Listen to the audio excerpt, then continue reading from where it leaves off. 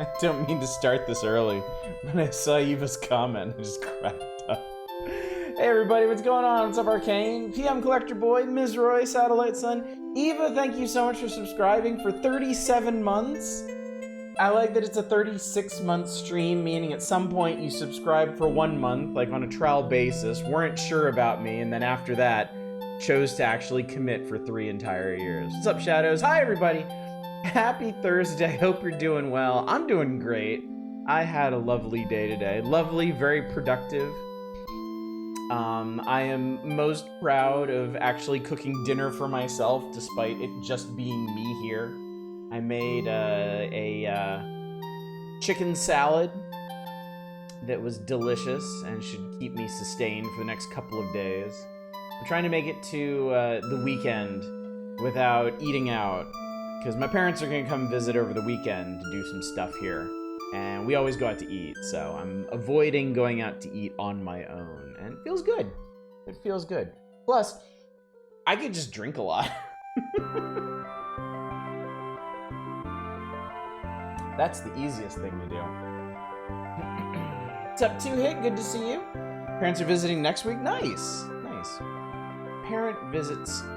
Well, visits with my parents are always a lot of fun, because we get along super good. And right now, my dad is planning on moving closer to us, so it's not going to be like a 2.5-hour drive to go visit him or him to come visit us anymore. I'm very excited about that. I'm really looking forward to seeing him more. So when I just get some of these games, I'm going to describe the psychic damage I had finding it.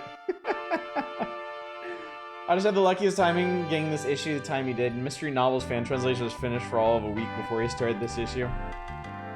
Yes, everyone, I'm going to remind you a couple times throughout the evening, but let's give it up for our friend Shadows here, who really is the one who helped facilitate tonight happening. We have 6 pages of games that never or almost never made it to America, and I am fairly incompetent at tracking down games mentioned in Nintendo Power and finding their translated ROMs, but Shadows did all the legwork for tonight and ensured that pretty much everything that can get a Fran translation does have it.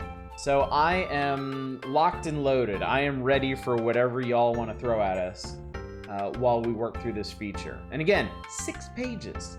6 pages of these, and they get denser as they go. I know there's only 3 games on this first page, on these first 2 pages, but there's a lot more to come, definitely.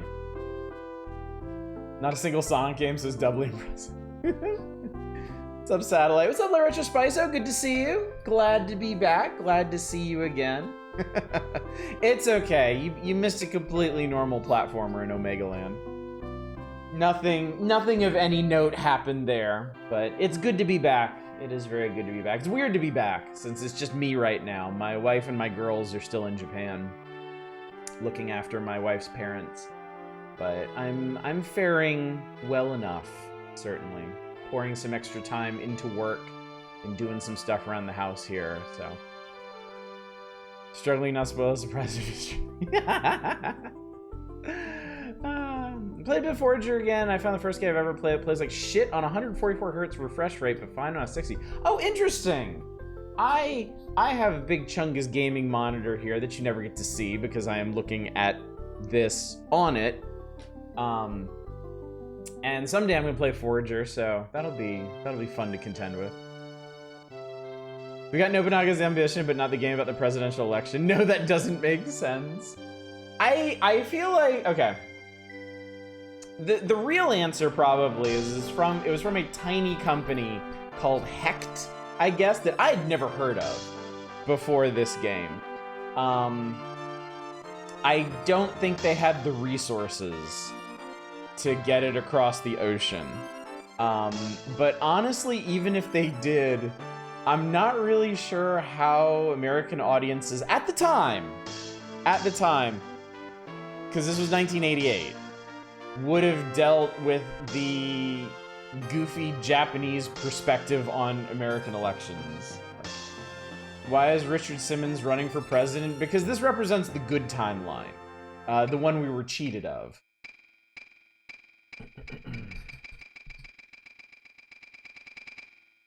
Game designer also wants some interpretation because the Famicom version never got translated, but the Super Famicom successor did. So actually, I had some trouble with the fan translation of the game designer on Super Famicom.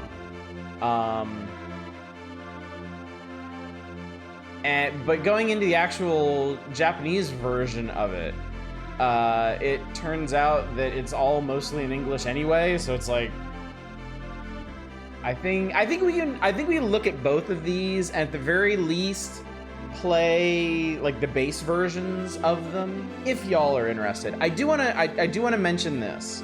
I am not going to spot y'all any of the games from this feature. If you want to see something, request it, because this is a very big, very dense feature, and if I just play everything of my own volition, we're gonna be here for fucking ever.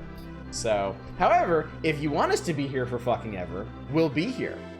All you need to do is smash that request button, friendos.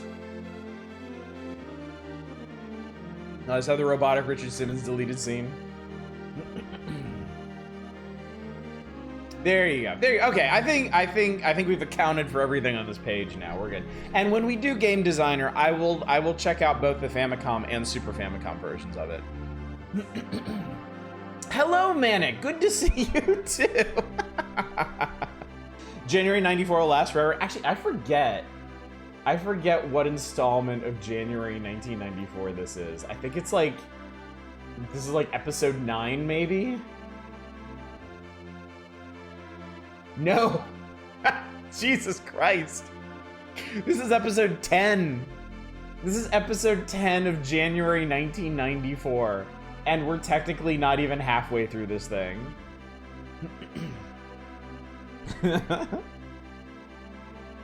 Guess Richard Simmons has proved the whole be a health nut longer life was a load of bunk. He lived to 76. I mean, from some perspectives, that's still a pretty good run. Yeah. 30 hours of utter crap. Oh, there's good stuff in here. Actually, 10 installments if you count the Super Scope night that we did.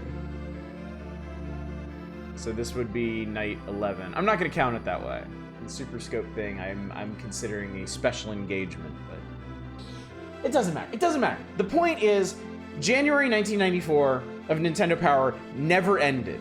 We have always been in January 1994, and we will always be in January 1994, and I hope you're happy about that. I hope you're satisfied. Because right when you think it's over, we're just gonna get sucked right back in by something. I love going through import games anyway, mostly fun going through all this. Mostly. Probably tell half these titles are totally unrelated random bullshit, so for a few of these I had to search Moby Games pages to figure out what correlated the release date. One of those, the release date was way the fuck up. I cannot tell you how much I appreciate you doing all that legwork too. Because yeah, Nintendo Power, I have learned, you get small inklings of this as a child, but you don't really care about it reading Nintendo Power. As an adult, I understand that the actual journalistic aspect of Nintendo Power is specious at best. There's actually a lot. You should kind of be skeptical of everything Nintendo Power says, and the further away it is from like the present, from like physically being in their hands, the more you should doubt. So yeah, some of these games didn't actually come out in the form that they are shown here. Some of them ended up being canceled or put onto different platforms or stuff. It was... History through the lens of Nintendo Power is a glorious mess, and I think that's both the blessing and the curse of the Power Hours.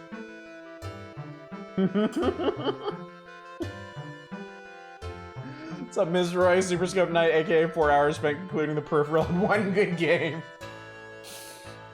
Lamborghini American Challenge. Taken from us too soon.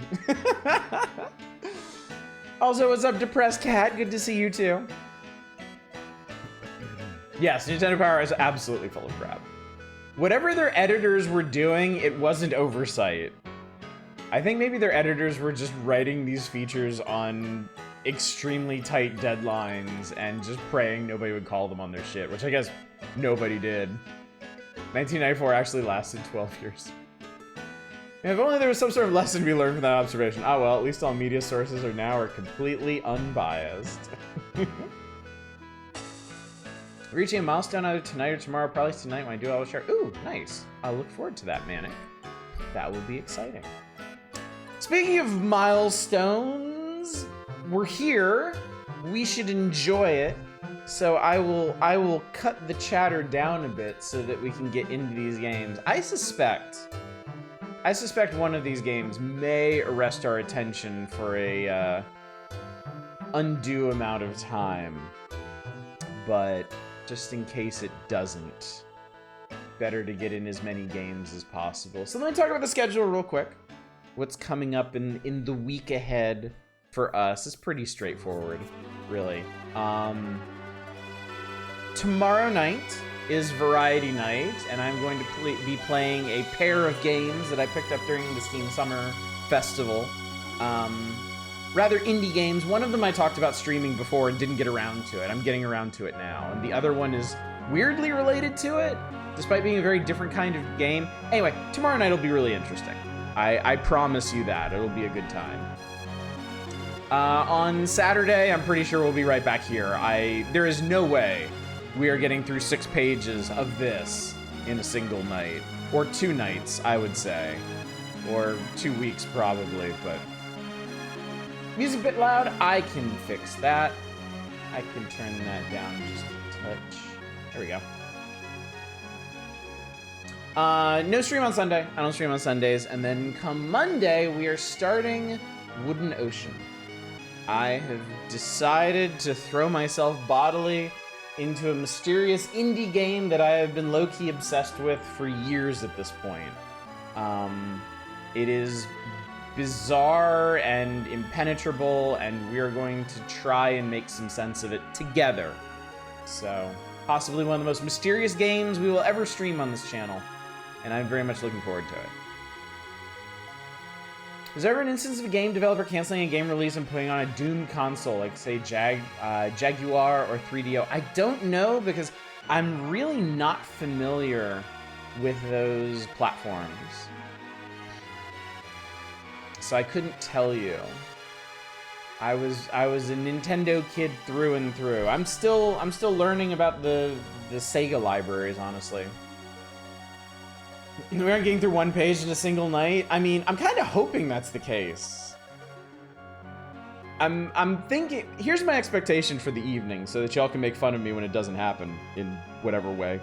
US presidential election, we're gonna play for a minute. We played this before. It's silly, but also an absolute mess. Game designer will be interesting, but I think it's a bit too crunchy for us to really get into making anything. We'll see. We'll certainly see.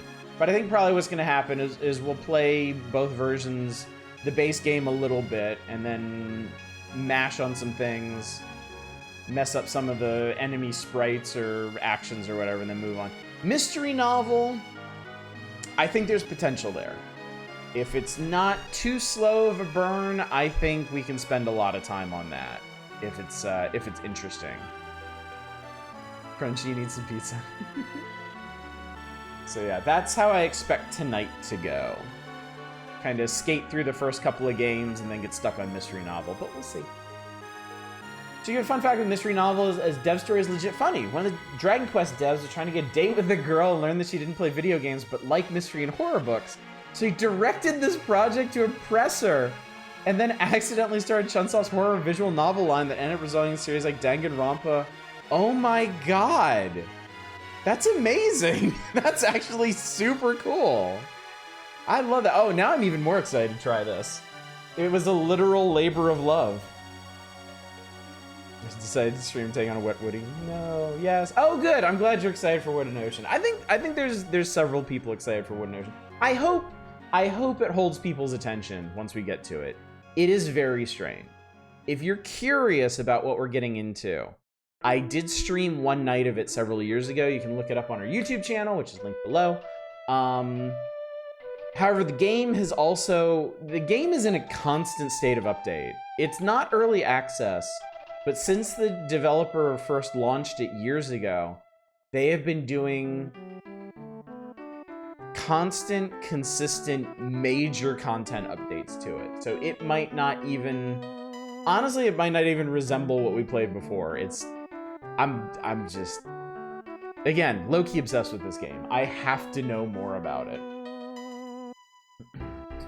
Don't know how holding your attention as a stream has been on my mind. Yeah, we'll see. We'll see. I mean, certainly, if we get into it and people aren't feeling it, if y'all are bored and I'm not, I'll just switch to streaming it on my own. If we're all bored, we'll punch out of it after a couple nights and start playing the next game, whatever that is. I haven't even really thought about it. That's a lie. I have thought about it, but not in any serious way. Because I don't know when we'll be done with Wooden Ocean. If we get bored, it'll be next week. If we don't get bored, it could be months.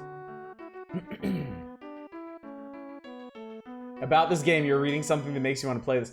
Even the description has changed. I think the description was originally a game for people that enjoy violence and performing violence. Something of that nature.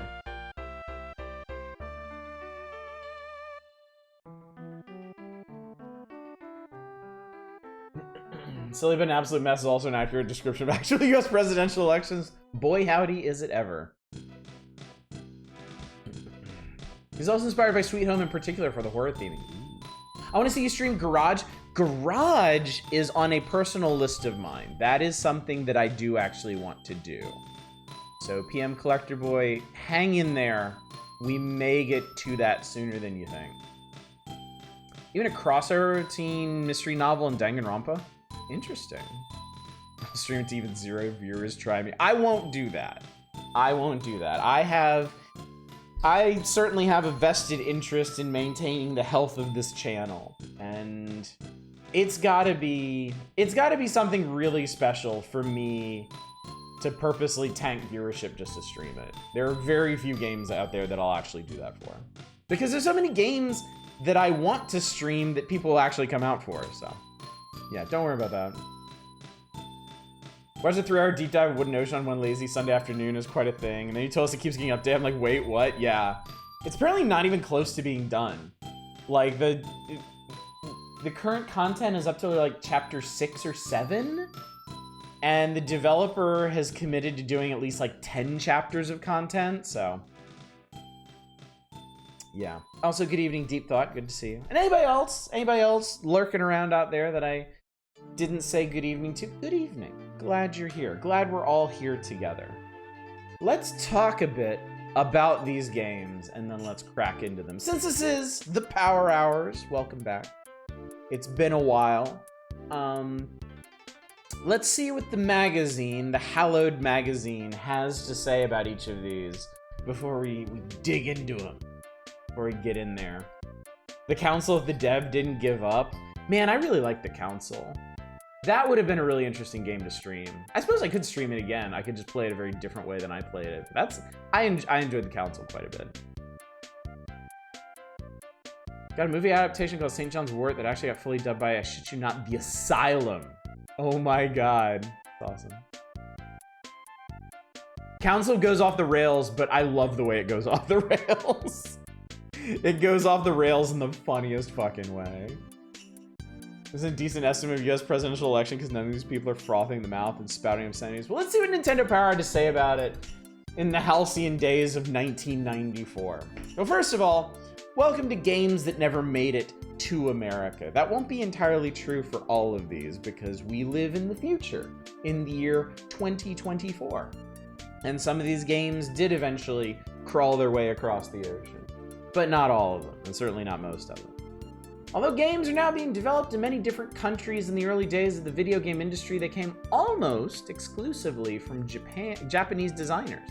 You might be surprised to hear about some of the Japanese games that, for one reason or another, were never introduced here, like US presidential election.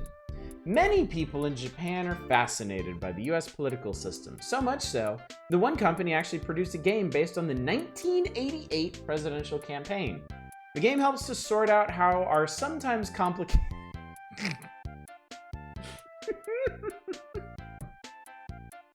I was wondering how far I'd get into this description before I cracked up. Our sometimes complicated political system actually works. Starts with several candidates traveling across the country speaking about the issues and drumming up support. It outlines the various candidates' positions and follows them through the primary elections that lead to the national convention. Although based on the real candidates, the names used are slightly different from the real ones. In this game, the candidates are George Bush, Pat Roberts, Michael Dukakis, and Jesse Zexon. This happens in a real campaign. The field is narrowed to the national convention where the two parties vote to see which candidate will represent them on the November ballot. The game even includes information about the global political climate with an appearance, oh wow, by Margaret Thatcher, who occasionally consults with George Bush on matters of mutual interest to England and the US. Oh man, this would have been a huge hit.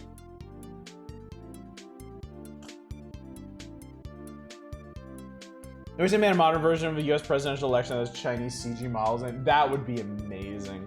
I actually used to play, I forget if it was Paradox or Stardock, made a series for a while called The Political Machine, and they made one every election year. There was basically a cartoony simulator of that year's, it was Stardock, okay. But it was like a cartoony simulator of that year's presidential campaign. You could even play it multiplayer, which I thought was kind of crazy. But I played oh God, which one did I play? A bunch. I don't even remember now. Hope Margaret Thatcher's in hell. Is there any doubt, really, bootblacking? If God is who they say he is, how could she not be? Don't believe in hell, but I still hope she's there. Wonderful this game was an appearance by the Thatcher and the Rock. So apparently this released in October of 1988. This sold 65,000 copies, according to Nintendo Power. That number could be completely made up. I don't know. It's on the NES. It's from a company called Hecht that I had never heard of before. US presidential election is certainly an innovative game, approaching a complex topic in a totally new medium. Even in game form, process complicated though. Players must wade through lots of screen text on the way to the final vote. Has a 6 in it, but wasn't 65,000. Fun fact, the week that Thatcher died, the second highest charting song in the UK was Ding Dong, The Witch is Dead. Can't imagine why.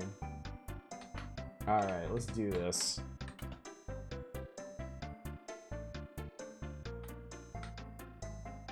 US presidential erection.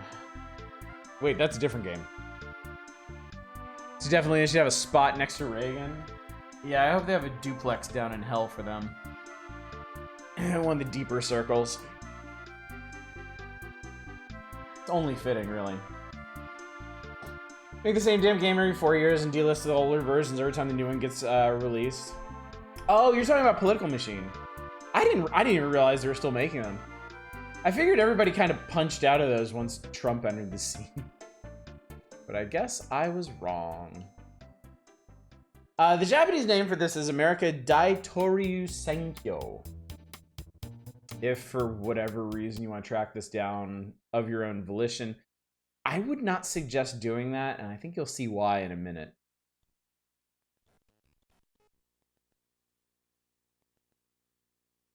Oh, I guess the company's actually called Hector Playing Interface.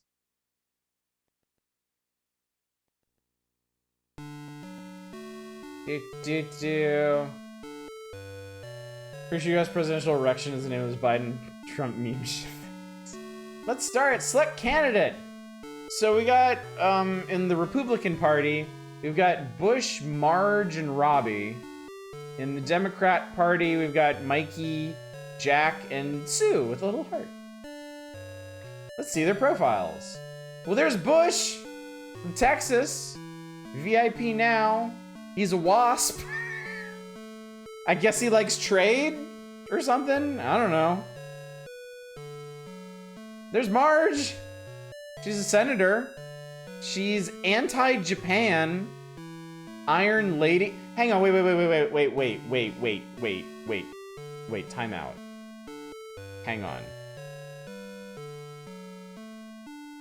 Nintendo Power led me to believe that old Marge would be consulting with George Bush, not a member of the American Republican Party. Is there deathmatch stats? Marge, Michigan Senator, racist. And we got Robbie, Virginia televangelist, anti-commie, alt-con. Not alt-con. Like ultimate conservative? Guessing that's new. I think this is maybe supposed to be Pat Robertson. Ultra conservative. Do you need to say Republican is anti-communist? I'm sure there's some weird fucker out there that's managed to mash the two together somehow. All right, Michael. Hey, that's me. That's me with more hair. Massachusetts governor. Labor unions favor him. I didn't realize that was one. That was just one sentence. And Greek. Favor him. Favor him. And this guy's young. I'll get there eventually, don't you worry. Jackson! Black. Describe Jesse Jackson in one word. Black. Fought for civil rights. I mean, fighting for civil rights. Probably a better way to put it. Yeah, oh dear. Oh dear. What do we know about this candidate?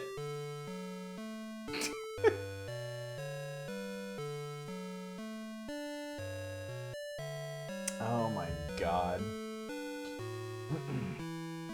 And we got... What?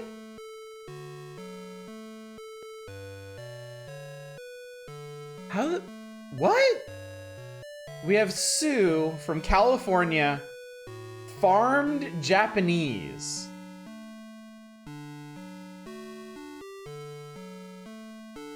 I'm not sure how to interpret that. I'm not sure I want to interpret that.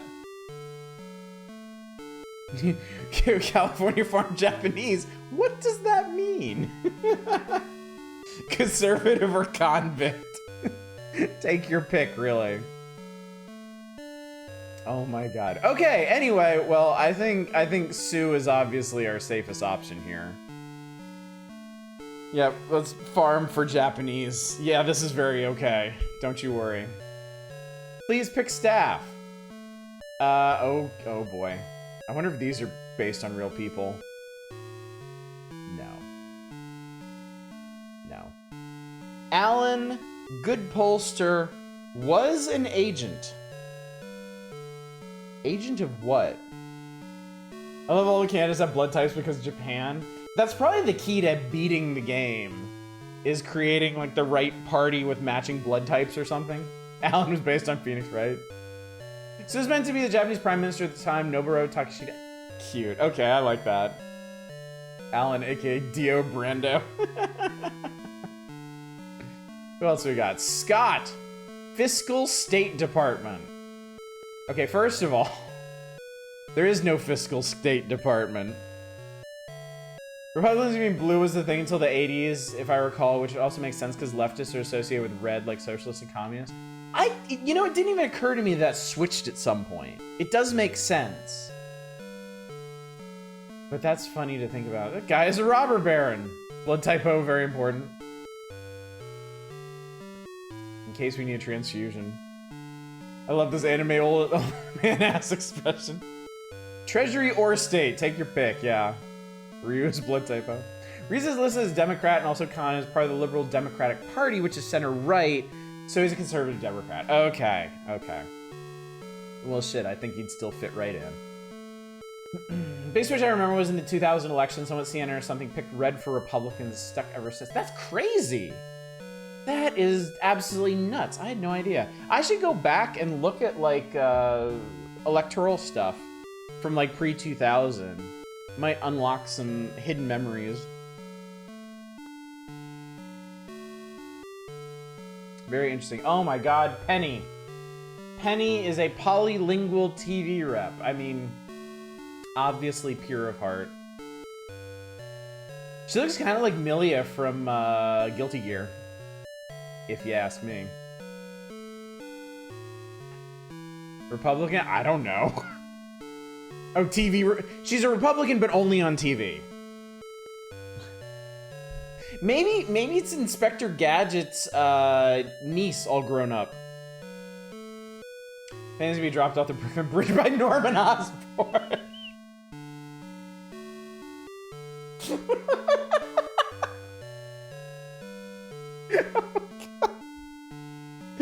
Oh, too soon. Too soon. I gotta move on. And Basil. Basil? Basil?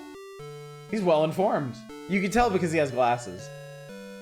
Republican, but only on TV. Isn't there a Boondocks episode? Yes! Yes, there is. Pick Basil. All right. Well, he is well informed. Let's do it.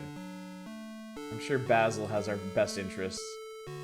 Yes, this is totally okay. Small blue-haired Japanese woman. Basil of Faker Street. We are now running. Press A to start. The campaign begins. I'll serve you. Well, at least we got someone on the campaign who serves. I forgot the music in this. All right. It's the second day of the 8th month. We're doing the Minnesota caucus. Reps 58. Prop Point Farms. Members 568,000. I don't know that I can actually do anything on the screen. Oh god, Mexico, Canada, Mexico sunk into the ocean. Oh, it is Michigan? I don't fucking remember. Battle finally began. I'll do my best to please do it. Okay. In 9 days, something. We have 7 million blue dollars and no red dollars. What do I do? What do I do?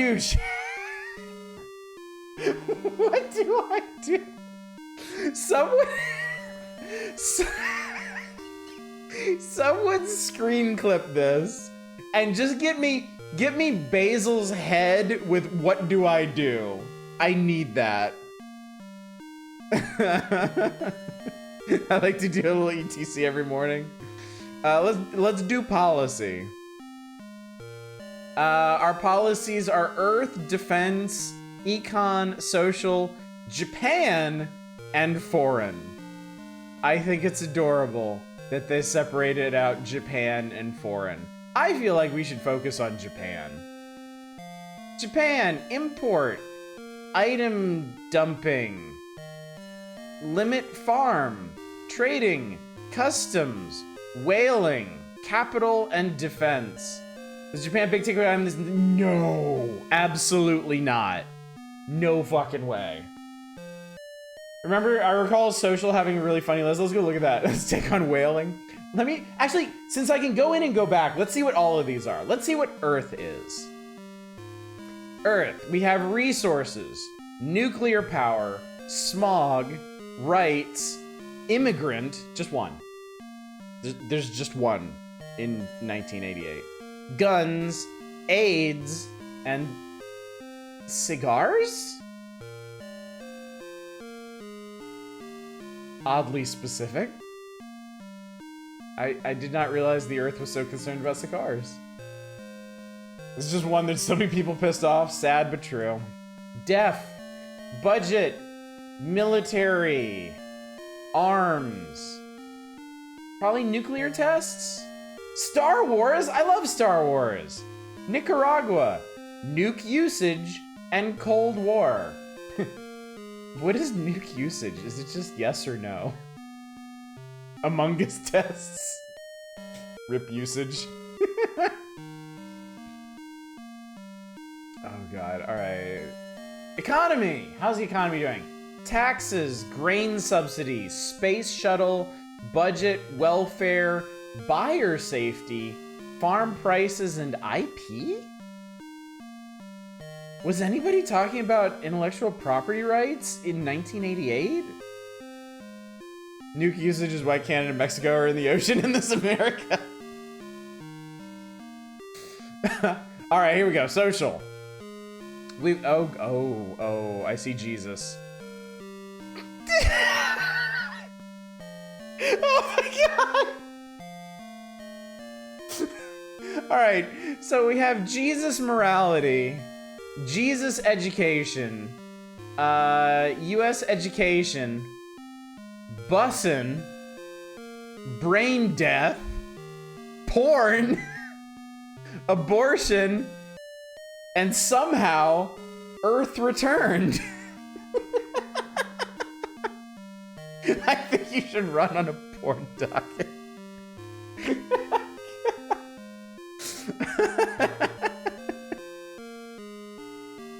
Real quick, before we commit to that, which we will, let's see what let's see what foreign is.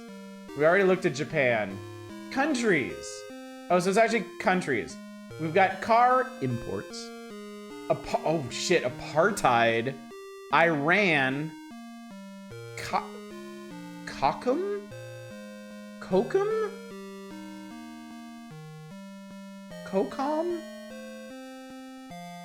Anti-communist. Panama Canal? I don't actually remember the flag of Panama. China and oil imports. I mean, honestly, you know what's fucking crazy? This would be a perfectly legitimate list for the current election. Except Panama Canal. I don't think anybody gives a shit about that anymore. I agree you need to run on a platform of porn. Yes, definitely. Run on this platform of Star Wars and porn. I mean, you basically just encapsulated my life right there. Porn! Move left. Okay, so our porn percentage. Saw bustin' brain death, porn, abortion, play, and abandoned Kmart back in 2012. Great show. Yeah, I guess our porn percent is going to be Democrat? I don't know what this means. This is absolutely okay. That explains nothing! Oh, we get more. Okay, we get more. Okay, Star Wars time.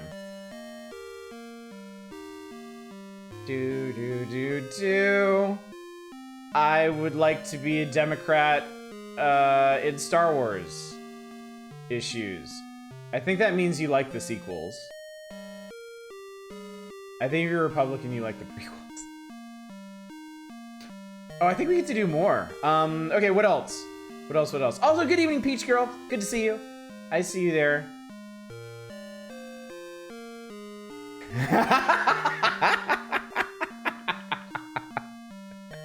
Deal with the shadows. Earth? Wait, which Earth? The Earth category or foreign Earth? Are we doing Are we doing American Earth or foreign Earth?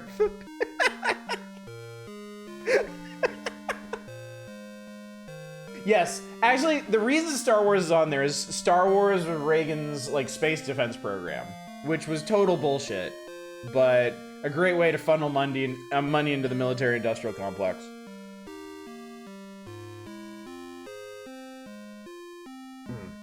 Middle Earth. Fuck porn taxes, porn tax rebates for everyone. Let's do foreign Earth. Oh no, wait, no, it was. Wait, where was other Earth? No, it was social. It was social Earth. This is Michigan stumping. Nobody there cares about foreign Earth. I will make them care.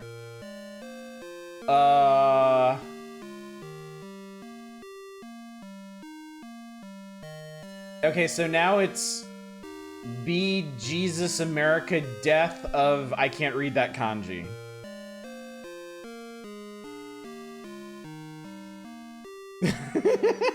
Kaizen? Oh my god. US's insane cat lady overfeeding Mittens the military. Policy? Yes! Policy made. This is okay. What do I do? I can see or I can do campaign. I guess I'd better see before I commit to anything. Tell this page looks like Windings went on a 3-day bender and puked its spots out. Wait, I want to see. Survey topics. Oh, I can do polling. Well, fuck yeah, do some polling. Voter intentions, person, polls. We have 0%.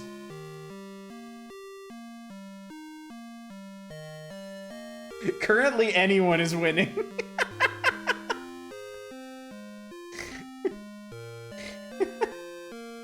Wait, who the fuck are these other people? I know who Mikey is. That's Dukakis. Who the fuck is Jack? Who is Gert? Al? Is that Al Sharpton? Was he active in '88? I don't even remember. We're anyone. I wish we were anyone. Jack-o'-lantern. Jack Skellington. Could have chosen him, but no. Should have had that option on the polls. Anyone else? Yes, we are Su. Because we're playing a Japanese politician imported to America to become president. Alright, well I guess we better do some campaign. So you remember this is exactly how it went last time too? Yeah. This is how you get your fun out of this game. Cause it's, I mean, come on, it's fairly inscrutable as it is. How many speeches? 99? 50, okay. All right, we'll be more reasonable. We'll do 50 speeches. This is great. What do I do? Start campaign! Do it! I dream of a richer America. There's a little heart next to his name. I don't know what you do. Look! Survey topics. Let's poll again. Well, we're still at 0%, but supposedly we're rising in the polls. Anyone is also rising in the polls. Up to 38% from 37 last time. Okay, so the red number, it's not actually Republican dollars. It's the money that you spend from your campaign. All right, advance the day. What do I do? I don't know. Advance. All right, I'm gonna advance to whatever's happening in a week. CMM News. Saying something. Cool, okay. We have a frowny face now. Let's look. Let's do some polling.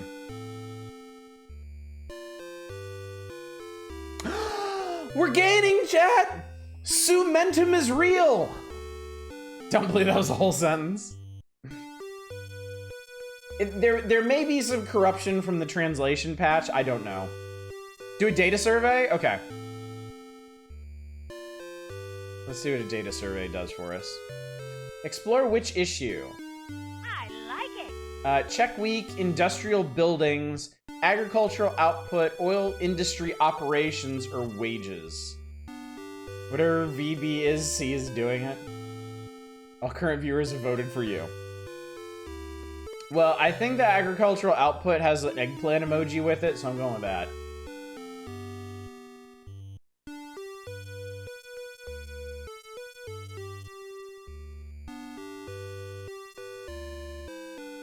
Fascinating stuff. Very helpful. Advance some more days, please. Indiana is special. Alright, y'all. Make something happen. Let's do it. The votes are in! Who the hell are you? Looks like Irene from Ninja Gaiden. Hawaii! Finish counting ballots. I got no votes. None. Android 18. Like all the states have their abbreviations except Indiana for no damn reason. Android 18 works for CNN. Okay, I don't know why they're telling me about Hawaii when we're in Michigan. Gumshoe fedora, perfect. Just a moment.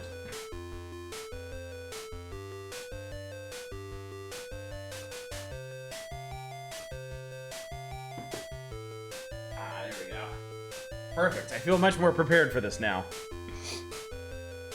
Also, good evening, Sacrificial Toes. Good to see you. We did badly. Let's try our best. Report in dollars.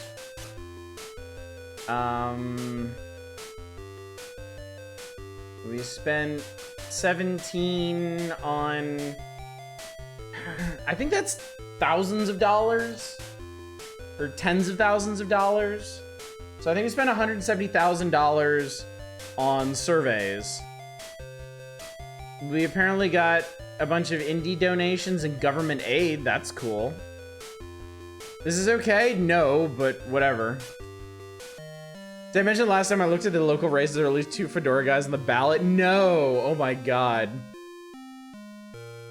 Alright, now we're in New Hampshire. Point symbolic. How should we fight here? Dirty.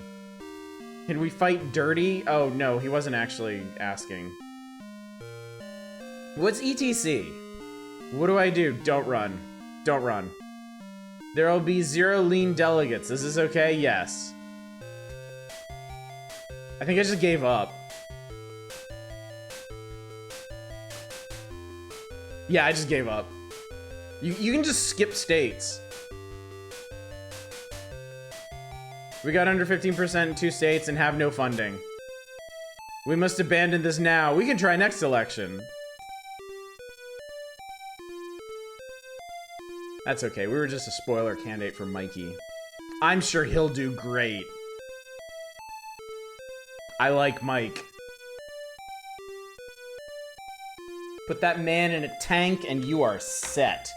Don't you worry about a thing.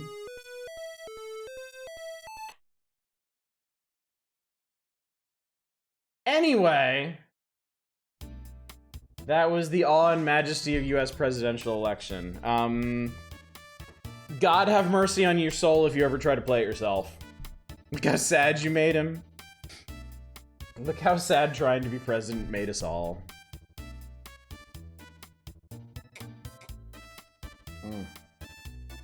That was a sincerely unhappy man. We basically just ruined his life. Like, all he could think about was his deep-seated regrets joining our campaign. All right, well, you know what? Fuck elections. Who cares? They're not fun. You know what is fun? Game development. Not playing games, making games. Every game developer I know is just overcome with joy every day. Rather have a Supreme Court election game, they do more anyway. That is what campaign managers look like. Yeah, permanently miserable. According to Hardcore Gaming 101's rep, the only way to win is to be a batshit insane Republican. That's the meta. That is shockingly insightful. Strat seems to check out. Yeah, tragically. Let's talk about the game designer. Judging from the huge quantity of mail that we get from aspiring game designers, this game designer workshop would be a big hit around here. I bet it would have been, honestly. Takes a basic 3-stage space shoot 'em up format and lets players call all the shots. They can either opt to play the standard game that comes on the pack or design their own games to play. Players use grids just as the professionals do to design their own spaceships, enemies, weapons, backgrounds, and maps. They can make objects of varying sizes using grids of numbers. They determine how weapons will explode, how objects will move on the map, and when they're finished with the action, they can choose from 3 types of background music. If they don't like any of the pre-composed tunes, they can write their own music to accompany the games. After all the action and music is in place, players can come up with names for their games and design their own title screens, and in the end, they can even write their own staff credits to run at the end of their games. See, that's all really cool. They can see their own names scroll across the small screen as director, designer, composer, fitting ends for their masterpieces. It really says something about your country there? Yeah, don't remind me. This came out in October of 1991, apparently moved 50,000 copies, if Nintendo Power is to be believed, which, I mean, we've talked about this. on the Famicom and also Super Famicom from Athena Co. Although the actual gameplay is limited to a standard 3-stage space shooter, players everywhere seem to be fascinated by the prospect of designing their own games. This designer workshop lets them see some of the steps involved in the real process. 5 copies, yeah. With when you account for the exchange rate, 500 copies. Greatest 3, but they're all dicks. Why would we not trust anything Nintendo Power prints? Okay, so I gotta find this thing. It went out of my head what it's called in Japanese. I think it starts with an A.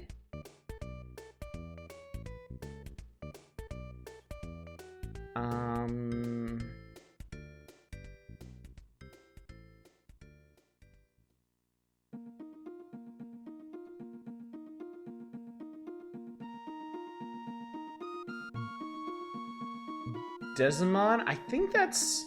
Is that it? Oh no, you're right. You're right. There's a game called Dezaemon. I think the Super NES one has a different name. They say it was a grain of salt, I know. Otogiriso is off by 25k. They're almost certainly making shit up. Sorry, Super Castlevania 4. We're not playing you tonight for once.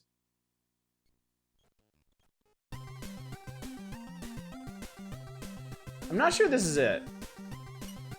Or maybe it is. I don't know. Okay, so this first was gameplay. This is player design. This is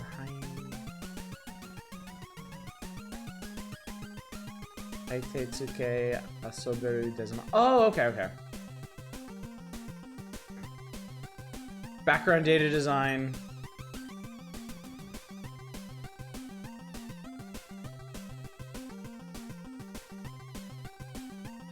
Some other kind of design.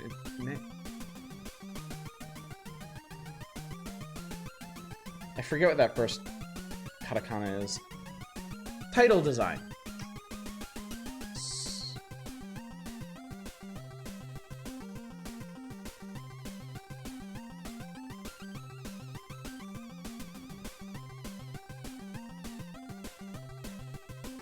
Staff roll. Okay. Well, let's try playing the actual base game, and then we'll go in here and start fucking with stuff. There we go. This looks familiar. Gameplay me. That is a huge stage thing.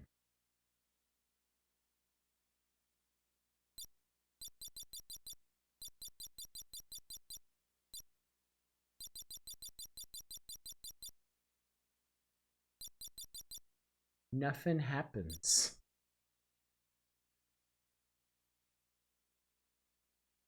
I think you want a sample game? I think I did too.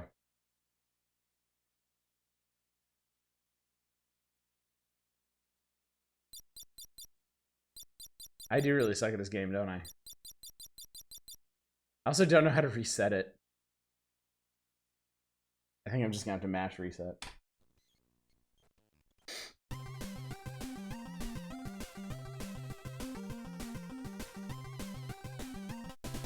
Sample game, here we go. Oh, wow. Damn, look at this shit. This could be you, chat. You could make all this shit your... Oh, God. You mean idiot like me and blow yourself up. Lasers. Ooh, they even upgrade. Oh, fuck.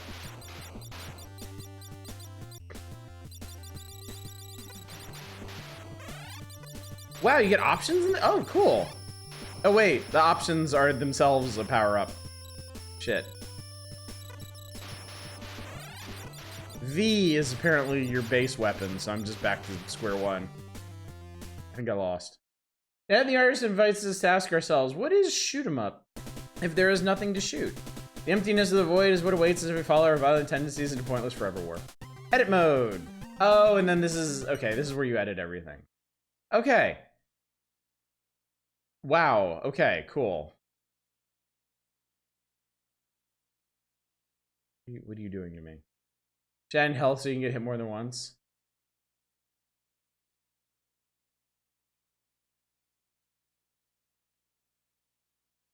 I understand. Can I load something? Can I do anything? Put okay? No.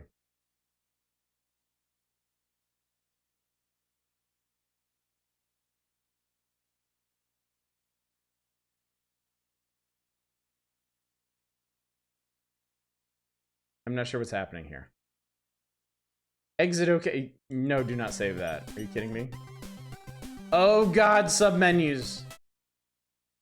Oh god, it's this again. We're back. We're so fucking back. Isn't this one might be rough without the manual? The Super NES one is much more understandable. I did screw around with that one a little bit.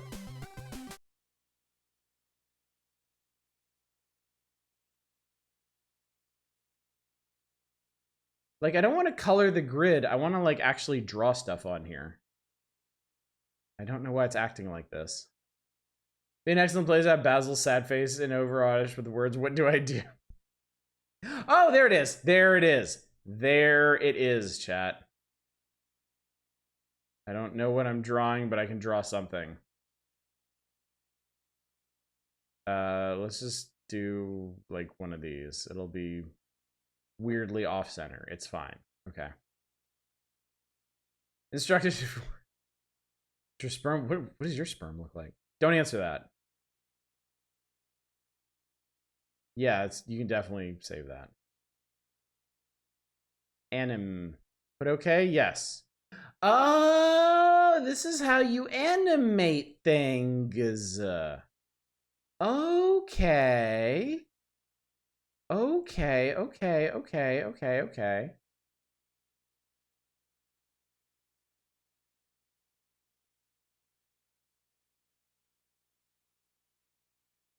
Okay, I don't want you to pick that color up. I want you to use this color.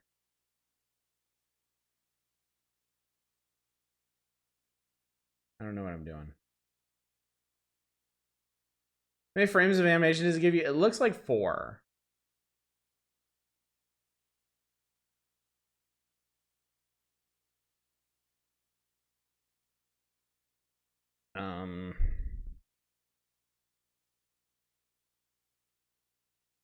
Put that. Okay, yeah, cool. A lot can be accomplished in 4 frames, yeah. Save, yes. Exit, yes. Save, yes. I don't know what I just did, but... Okay, this is something else.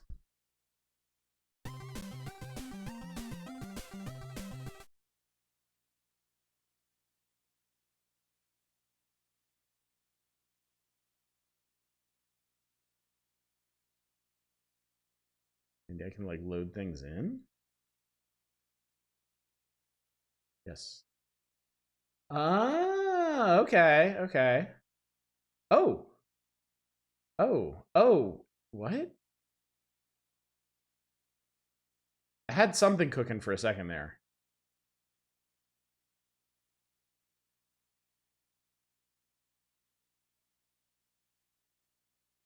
Okay. I can make rocks. I'm very good at making rocks, chat.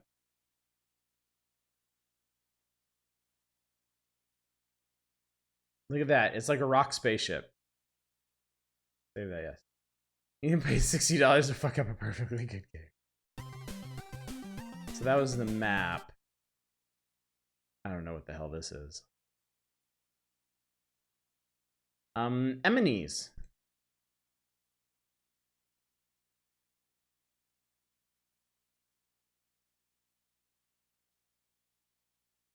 Okay.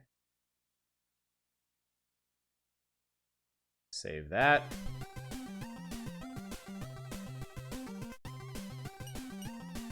So what happens if I play this now? What do I get?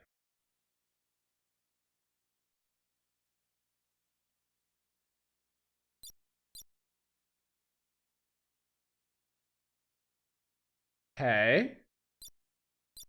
I am really not sure how this happened. But okay. What the? Oh my god. Oh my god, I'm being attacked by invisible enemies.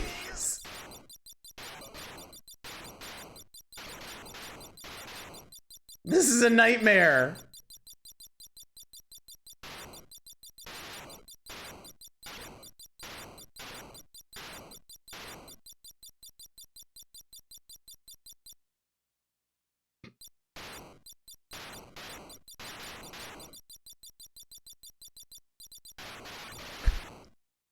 Well, great. I accidentally created something horrible. Something truly, truly terrible. I want to make one of these where no matter what the hours of design come up with, it just plays Half-Life. I made it to stage 2. Holy shit. And there's nothing in stage 2. Stage 2 does not exist. Okay. All right. I tell you what, chat. Let's jump over to the Super NES version of this because it is shockingly more comprehensible than this one, even without it being translated. Oh, I just died. I think a nightmare is when I'm stuck under the water. I can see people walking around above me, but I can't hear when I call out. I'm drowning, but can't die. And oh yeah. Yeah, let's think something horrible seems to keep working for EA.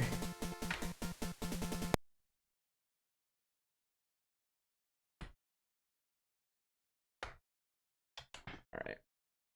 Also, I don't think I changed. No, it's I did change what we're playing. Dezaemon. Okay, this is, let's see here. What was this called again on here?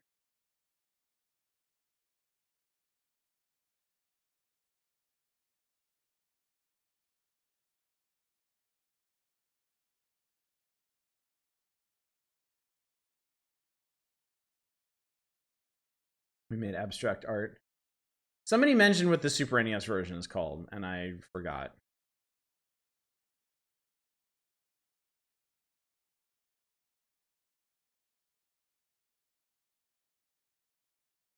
That's it, okay.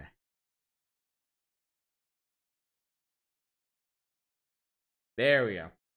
Dezaemon never released over here. That's not necessarily true for games made in Dezaemon. Recent remake of one of 32-bit installments. Oh, no kidding. That's really cool. Oh, Christ.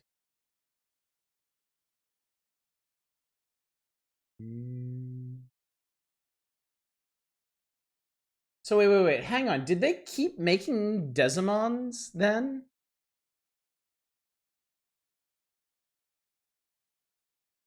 Yes, the Dezaemon Super Famicom version. Well, that's really cool. I had no idea. I thought this was just a weird little, like, ancient console diversion.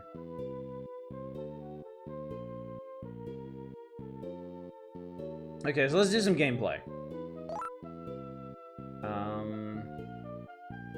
I think this is a sample. Dio Gale. Does SNES has mouse support? I think it might. This one's actually, like, really impressive looking. I played it for a minute earlier and I was like, wow, that's actually really cool.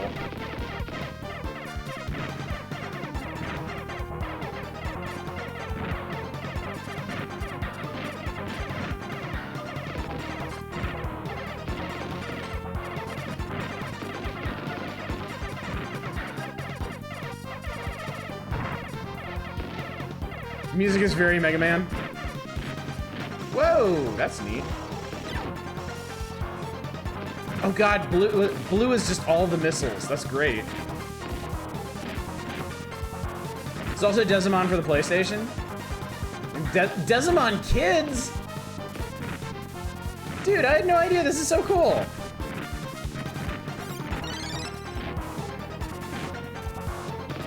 Fuck you, red orb. I'm keeping my salvo of missiles.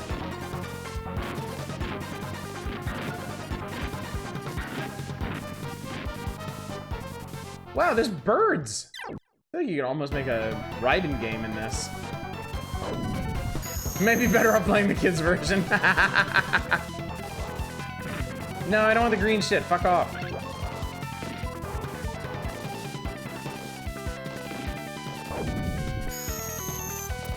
Oh no, I lost my shield.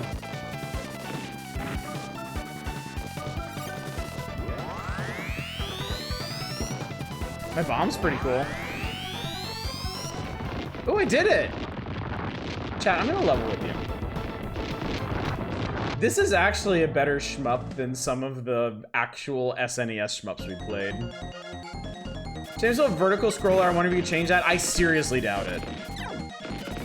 I cannot imagine like a game editing game from this era would allow you to change formats to that degree.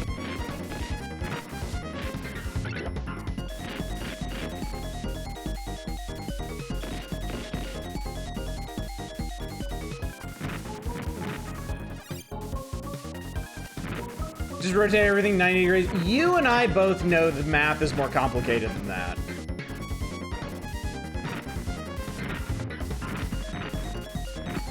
Rotate, yeah, there you go. Rotate the monitor 90 degrees.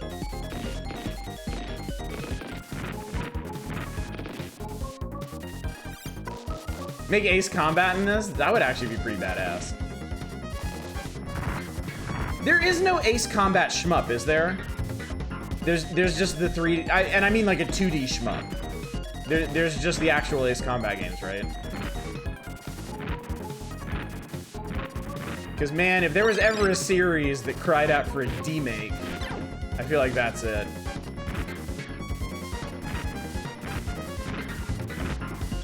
People actually do this, they used to do it with their CRTs even. I think, doesn't Ikaruga have like a built-in like vertical monitor mode where if you turn your monitor sideways, the game will reorient itself?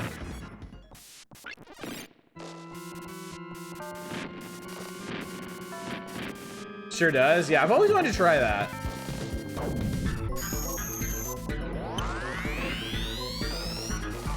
I have a lot of those bombs. Oh no!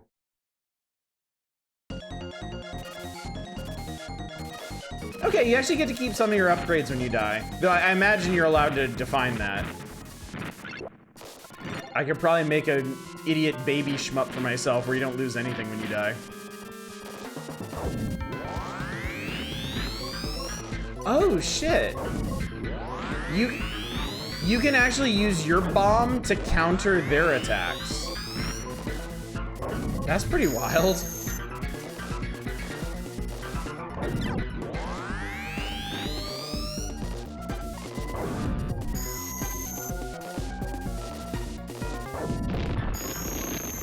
Yeah. Remember getting edited to the checkpointing? I should hope so. The music does kick. I'm telling you, this is seriously one of the better shmups I've played on the Super Nintendo. Like the example game in this game editor is better than a bunch of the actual like commercial shmups I played on this system.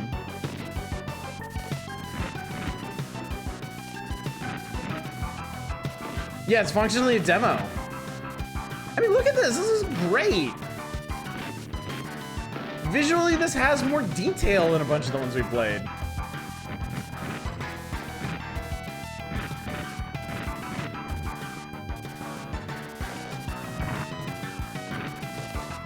Shotgun the team making a game out making shmups would be passionate about shmups. All right, smartass.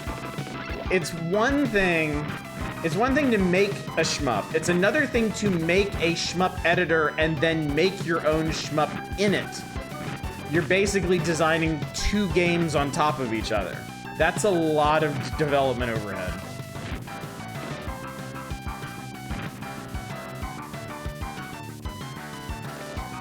Yeah, it's a hell of a flex. You've arrived. Welcome back, Manic.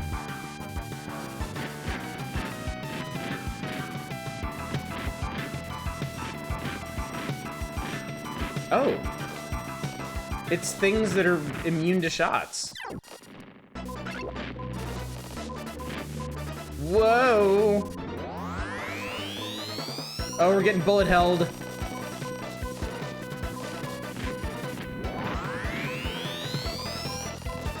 Oh god, I lost my thing. Oh, I have no more bombs. Oh god, it's all going to shit.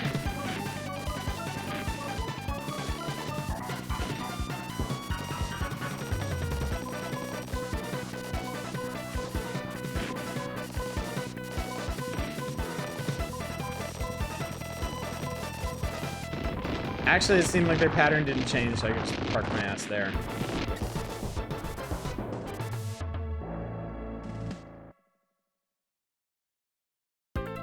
Oh my god, it keeps going! I thought it was gonna be 3 stages! Why is it still going?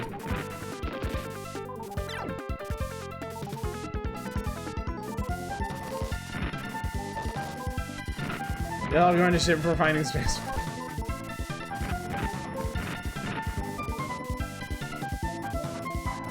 Look, what's a stream without a little gross overreaction, okay? It could have gone to shit if I hadn't realized that. And yeah, this engine does support parallax scrolling.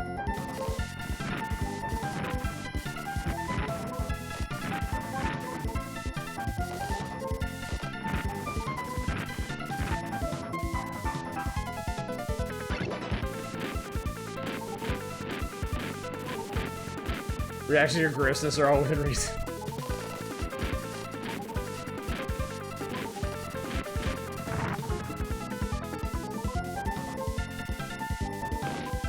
Oh, did Manic finally reach 1 million dragon coins?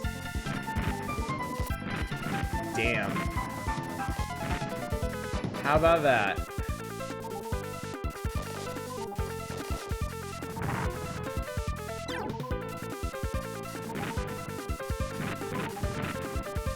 Now I have to live in perpetual fear of you if I ever try to do big ticket items. As if I didn't already. Yeah, proper title screen, open cutscene, like you're a gunman, gun things now is a totally passive, pretty good SNES shmup. Absolutely, yeah. Absolutely. I am enjoying this more than several I have played.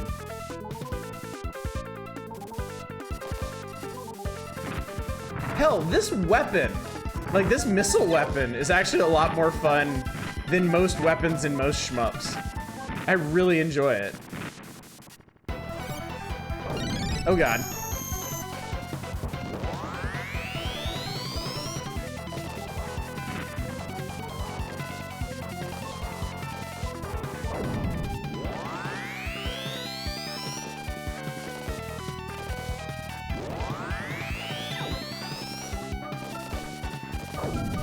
The asymmetrical cannons in that one is pretty cool. Insane considering I assume this engine is pretty limited. Like, it has to be, doesn't it? Doesn't it? It's still going! How many stages can you have in this?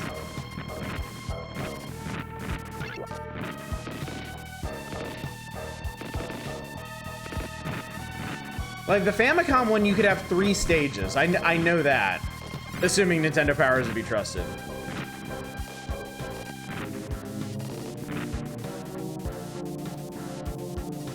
Stages are short and sweet too? Yes. They're very appropriately paced. Shoot a bunch of enemies, shoot some trickier enemies, fight a boss.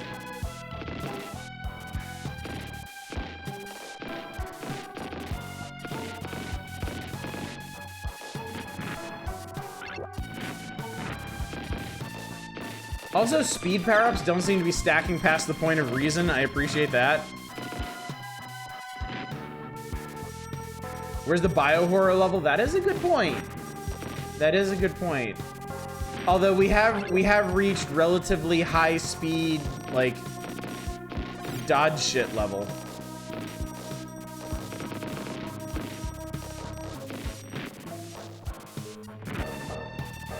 Which, I mean, there weren't a ton of these at the time. Gradius 3 had a very notable one. Oh fuck, oh fuck, okay.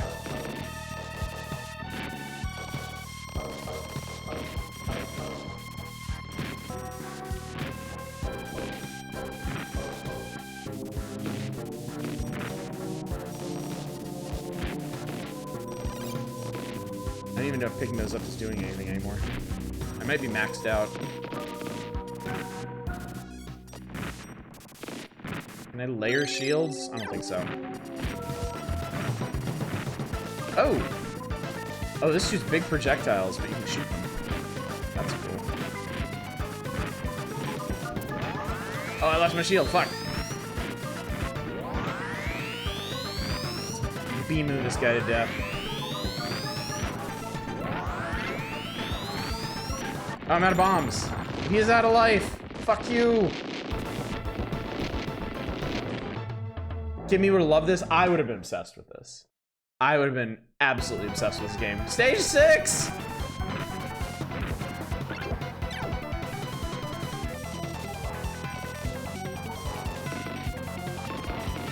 Oh god, okay.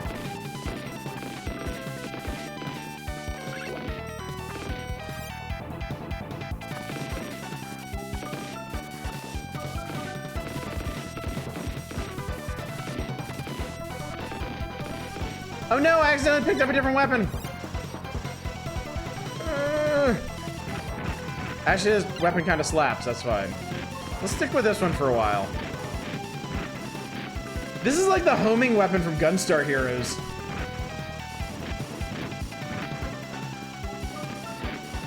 We're one stage away from this having the amount of levels of a typical Toho game. I think we're one stage away from this having more levels than R-Type 3, I think. What the fuck? Oh no.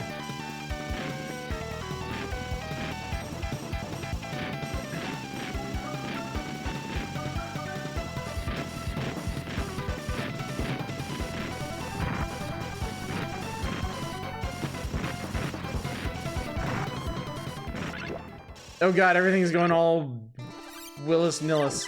Ah, shit!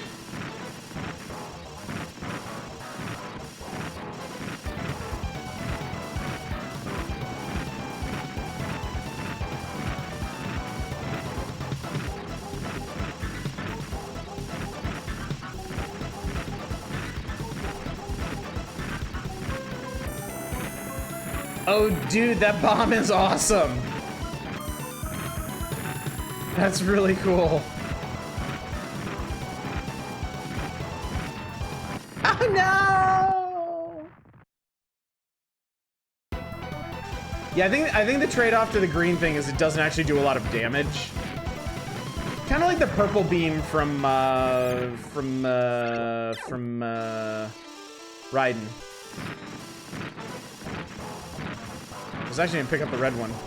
I'm too slow!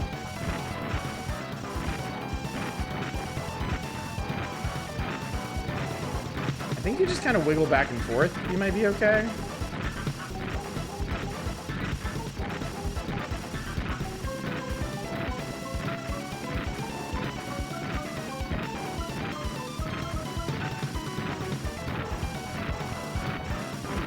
Oh shit. Yeah, those two cannons are not firing on the same pattern, which is honestly a really simple way to fuck somebody like me up. Surprised this engine can do these background effects. Yeah, this is a really crazy background. All stage clear, congratulations! I did it! I did it. Programmer. Tsutomu Tabata, you are a genius. Taichi Shigemura, you're also awesome.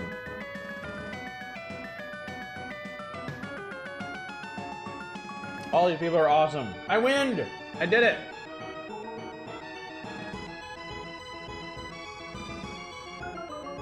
Games very well regarded games are typically only 5 stages. Yeah, it's basically full length. Guess graphics.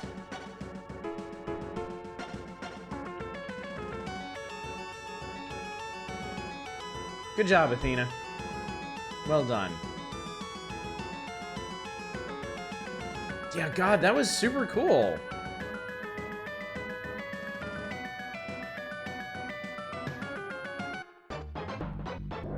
Game over. I am ranked first.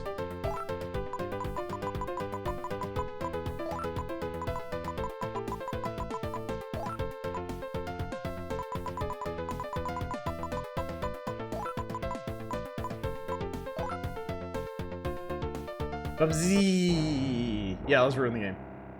So, okay, hang on. So this has options.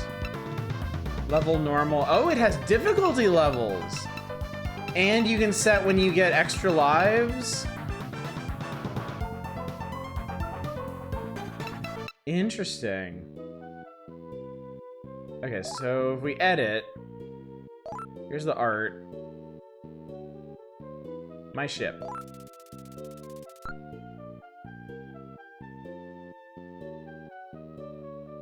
Yeah, this version feels a lot more like Mario Paint, which I think is pretty cool.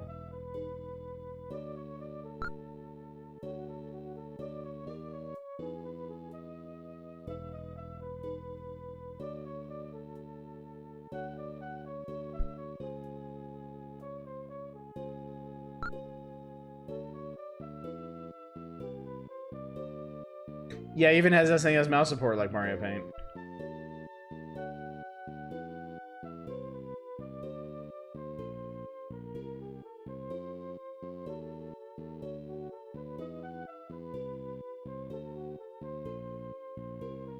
Well, it's almost even. Close enough!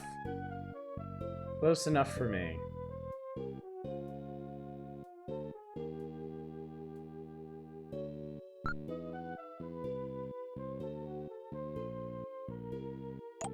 Sus. I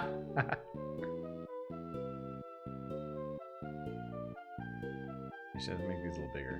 These will be little pew-pew guns.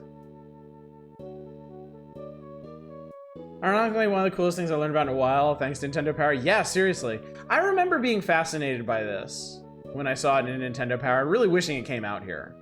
Because, yeah, kid me would have been super, super into it. What if you turn... Can't turn the animation on.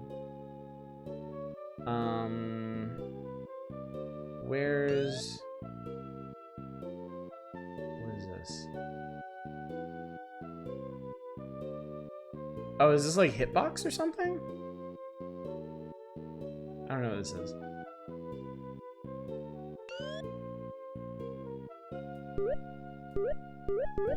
don't know what that is. There's different tools and such. If I exit... Did that save? Seems like it did. Okay, cool.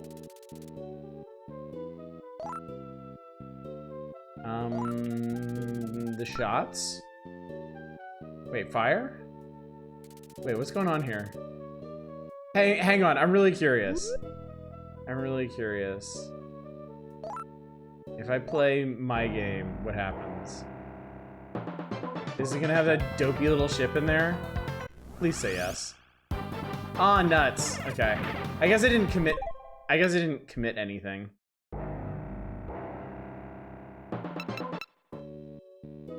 He was obsessed with RPG Maker's Game Maker, WarioWare DIY. Yeah, I was big on RPG Maker for a while. And yeah, I like doing stuff like making custom maps and stuff, so. What is free one? Why does it keep giving me silhouettes of my ship?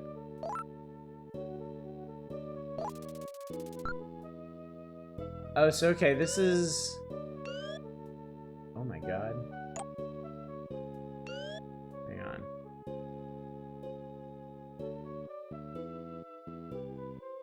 Oh god! Wait a minute, wait. Can I...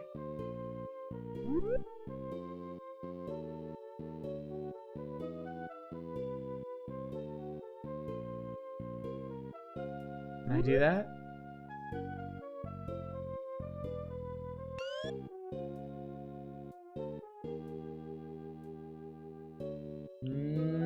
interesting.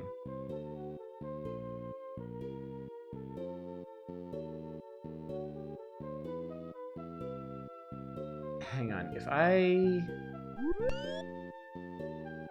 Okay, so that stayed. Oh, these are the explosion. Oh, this is so cool. I'm playing with this little toy hammer.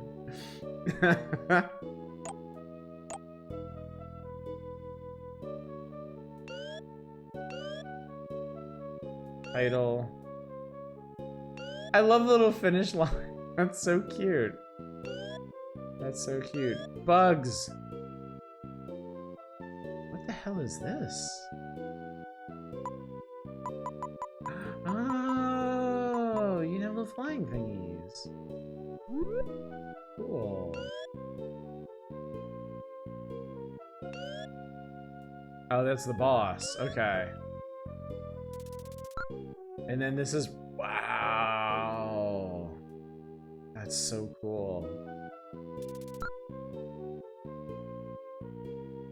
I don't know what any of this means.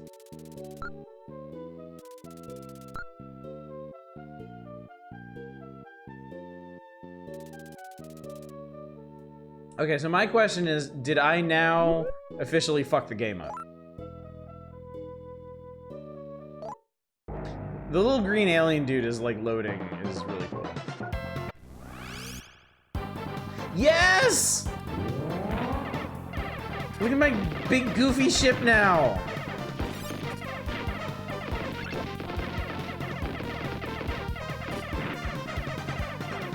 Okay, hang on. I gotta figure out how to get my awful ship in here.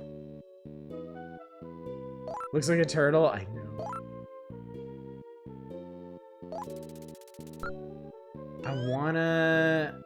No, how do you... I just figured it out. I think I just figured it out. I think this is a sprite sheet. I think when you make something, you save it to the sprite sheet, and then you can put it here. So wait, hang on. Hang on. Art. My ship. Okay, so I made this. Okay. So we gotta commit this thing.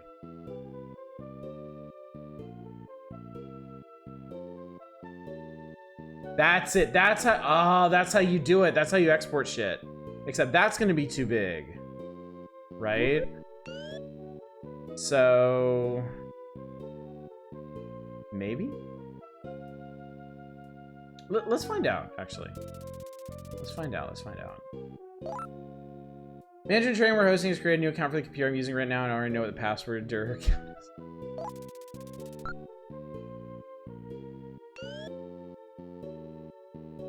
Oops.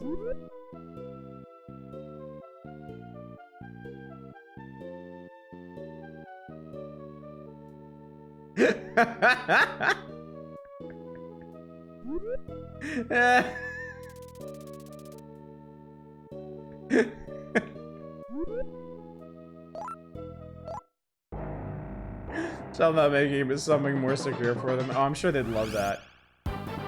Yes! Yes! It's beautiful, chat.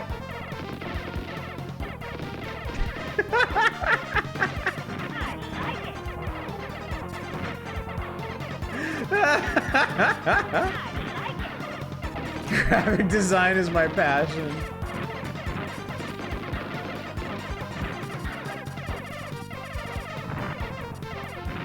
Man, if I got into this game, I could make the worst shit imaginable. It'd be great. I don't know, I'm gonna play this. Remember how many dick ships were designed with this program? I don't know that the Japanese have a similar obsession with phalluses as us. What happens if you set the animation to the bottom part of the ship so it just corrupts when you move? Well. Shouldn't then share the ROMs on Discord? Yeah, that would actually be really fun. We should do a little game design. We should do like game jams and stuff on Discord. That'd be great.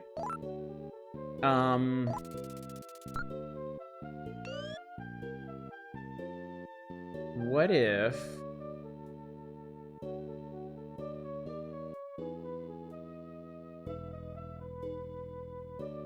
There we go. How about that?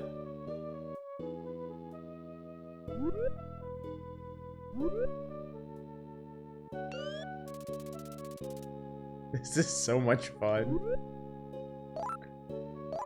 This is so much fun.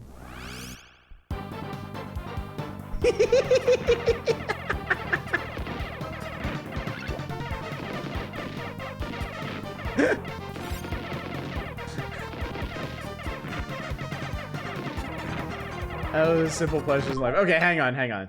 There's more we can do here. There is so much more we can do here.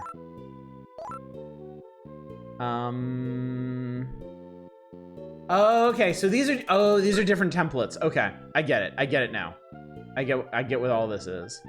Okay, blow that up.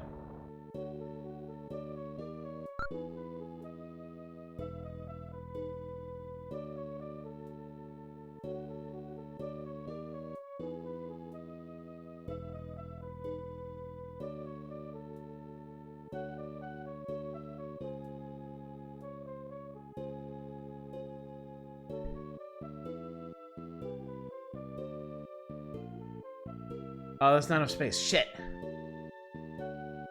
I'm gonna say pew. You're not close enough. Never heard of this game, I feel deprived. I know, right? Okay. Grab this. Throw it on the sprite sheet. Okay. I guess you have to do each stage manually? That's interesting. Okay, those are... Hang on, those are the bad guy shots. Where are our shots? You know, that's fine. I can live with that. There it is! That's what I wanted.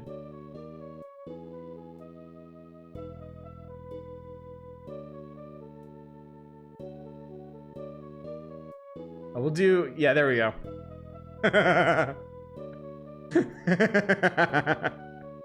We'll change all of these so we don't know names anymore.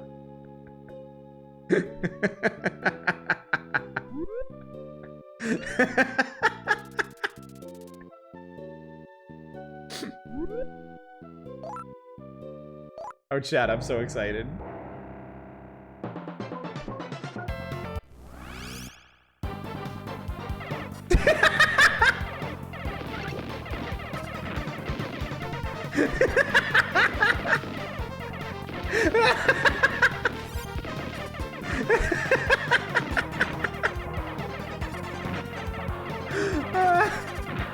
Oh my god.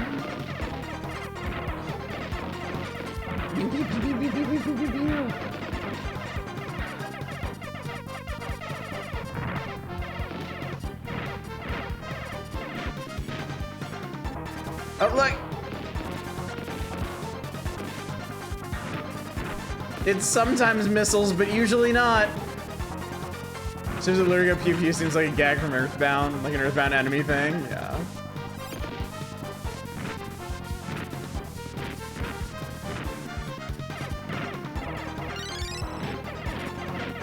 Something you do your kid brother to save to drive him nuts.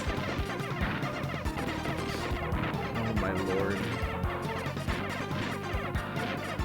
Beautiful chat. It's everything I could have hoped for. It's an absolute fucking crime that we did not get this game. Like, I have lived such a deprived childhood because of this. Look at my extremely aggressive pew cannon.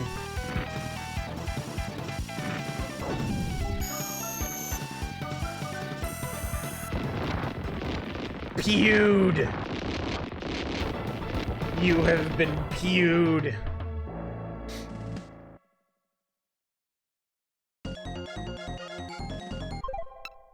Okay, what else can I do to this thing? I haven't messed with the enemies at all.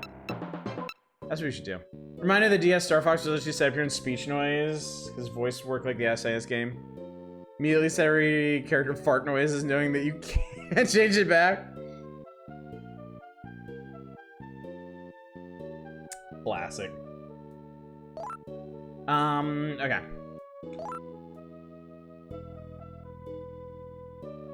Let's see. No, we're on stage 1. We need enemies. Okay. Get rid of that.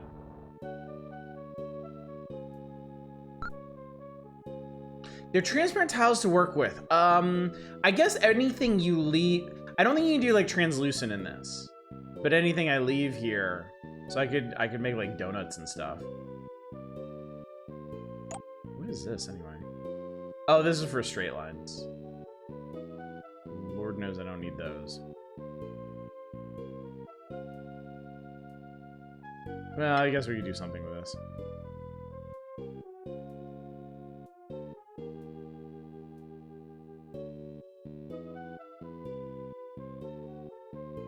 Look, chat, it's like 3D.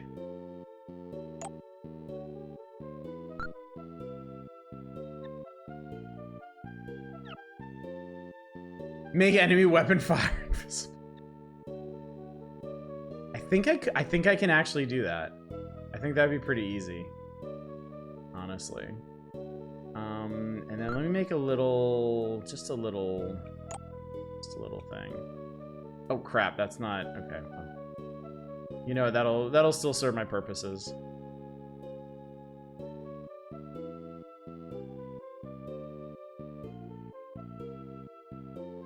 There we go. Look like that. Okay.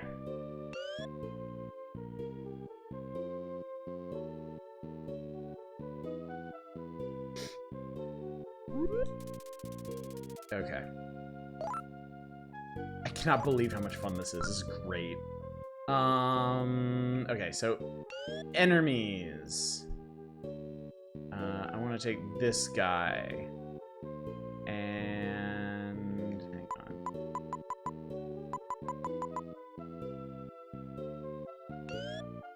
Oh, there's different. Ah, okay, perfect. Yeah, let's take this. Oh God. Oh Jesus. That's okay. No animation. No animation necessary. Yeah, these big chungus dudes. That's what I wanted.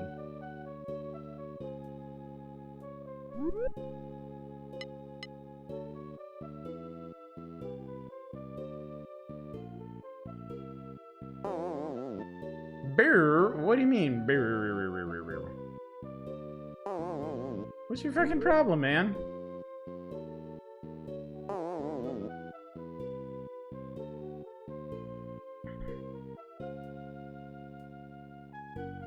That's okay. I think I found a new way to do this. There we go. Much better. Okay. And then I think it's these. Yeah, the fire ones. Let me just grab this. And just... Oh, I can make those fucking eye-searing.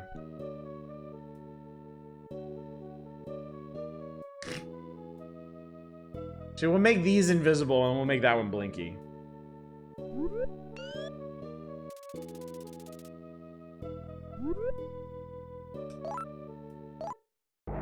It's so much fun ruining things, chat.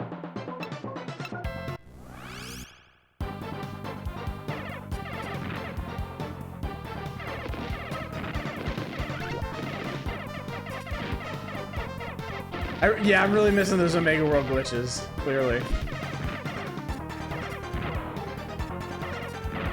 Come on, where are my boys? There we go! There they are! And I got murdered because I couldn't see him.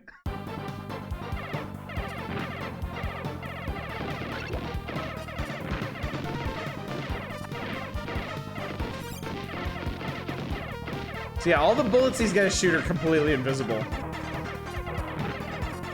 Here's where the music editor is like, I'll show you in a sec. Oh, okay, I can see a few bullets now. That's exciting. Yes!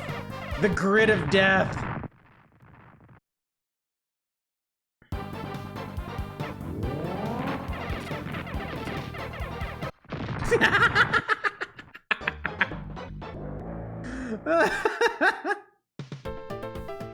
No, you don't need to put me on there, Chief. It's fine.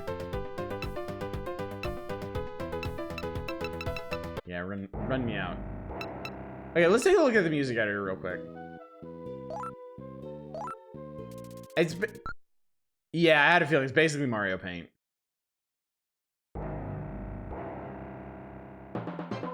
It's exactly Mario Paint, in fact.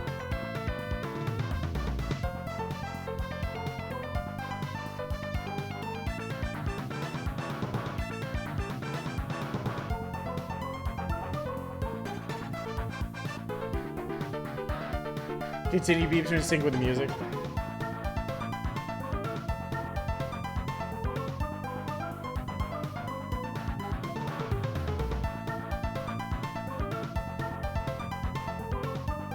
The dude on the bottom right jamming the fuck out. I know, right?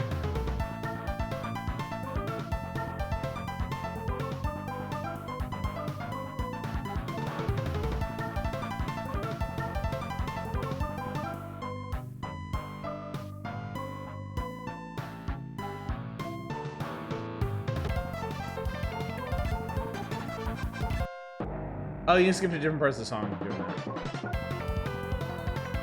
Oh, he actually controls something.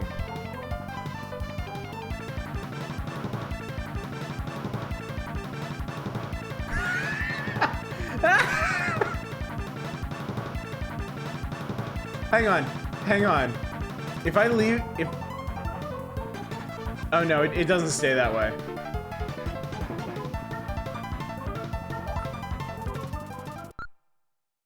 Okay. Wait, I might be able to... Oh, fuck.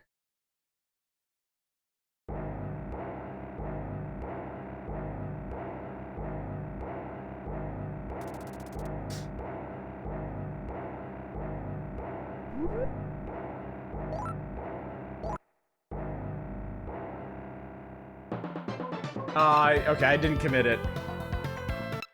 That's really fun. I gotta say, as much as I love Invisible Link, it's stressful playtimes. It is, yeah. It is. I would have more time in that game if it wasn't as stressful.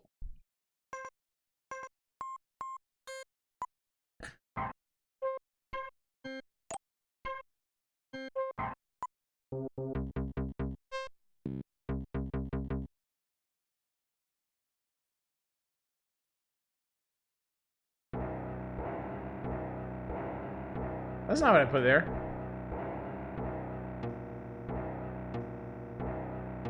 Perfect.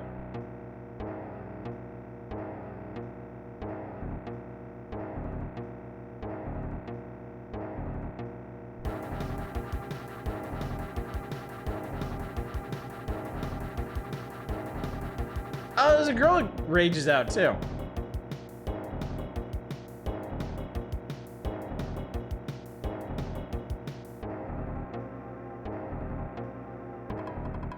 Person doesn't know what the fuck they're doing.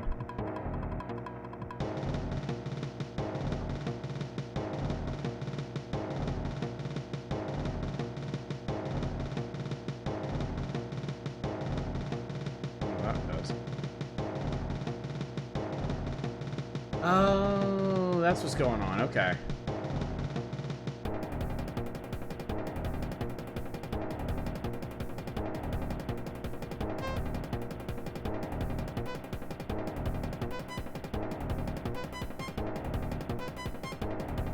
Outage accidentally makes Pretty Hate Machine SNES edition. Oh, and then these are the other songs.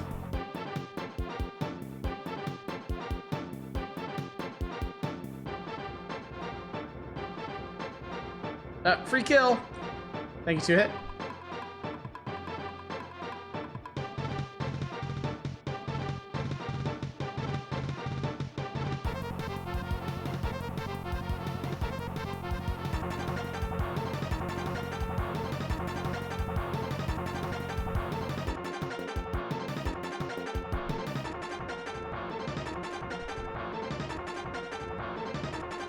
What does this guy do? Can't even tell. They have a lot of instruments in this too. Like, I think I think more than Mario Paint does. 4, 8, 12, 16, 20, 24, 28, 32. 32. 32 instruments as opposed to Mario Paint's 15 or 16.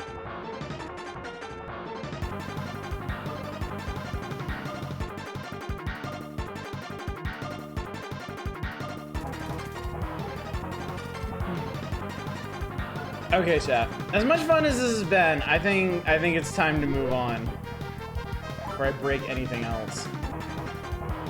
Oh, there's other stuff you can mess with too. Controls. You can set the background music. Oh.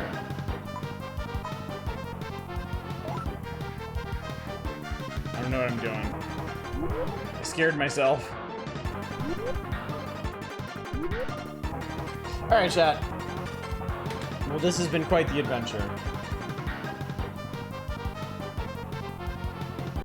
So yeah, that was super cool, honestly. That was really, really fun. I did not expect to get that much mileage out of that. And I'm definitely gonna check out the newer ones too. See how available they are. Also gonna go and get one more drink real quick, because I didn't finish the Coke can that I opened yet. So y'all sit tight, enjoy a little bit of quality time with the chair, and I'll be back in a minute, okay?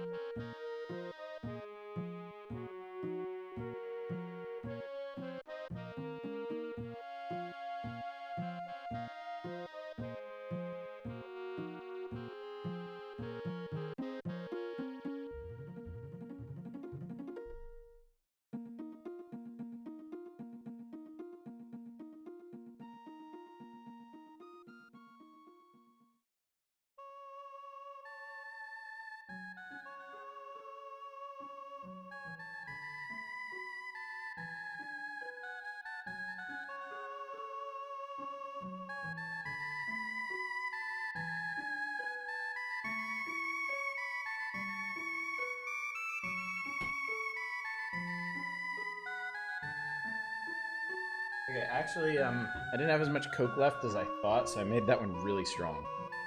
As it happens. Pledge our allegiance to Stracer. Oh, Stracer. I can trust Stracer. Stracer will never betray me.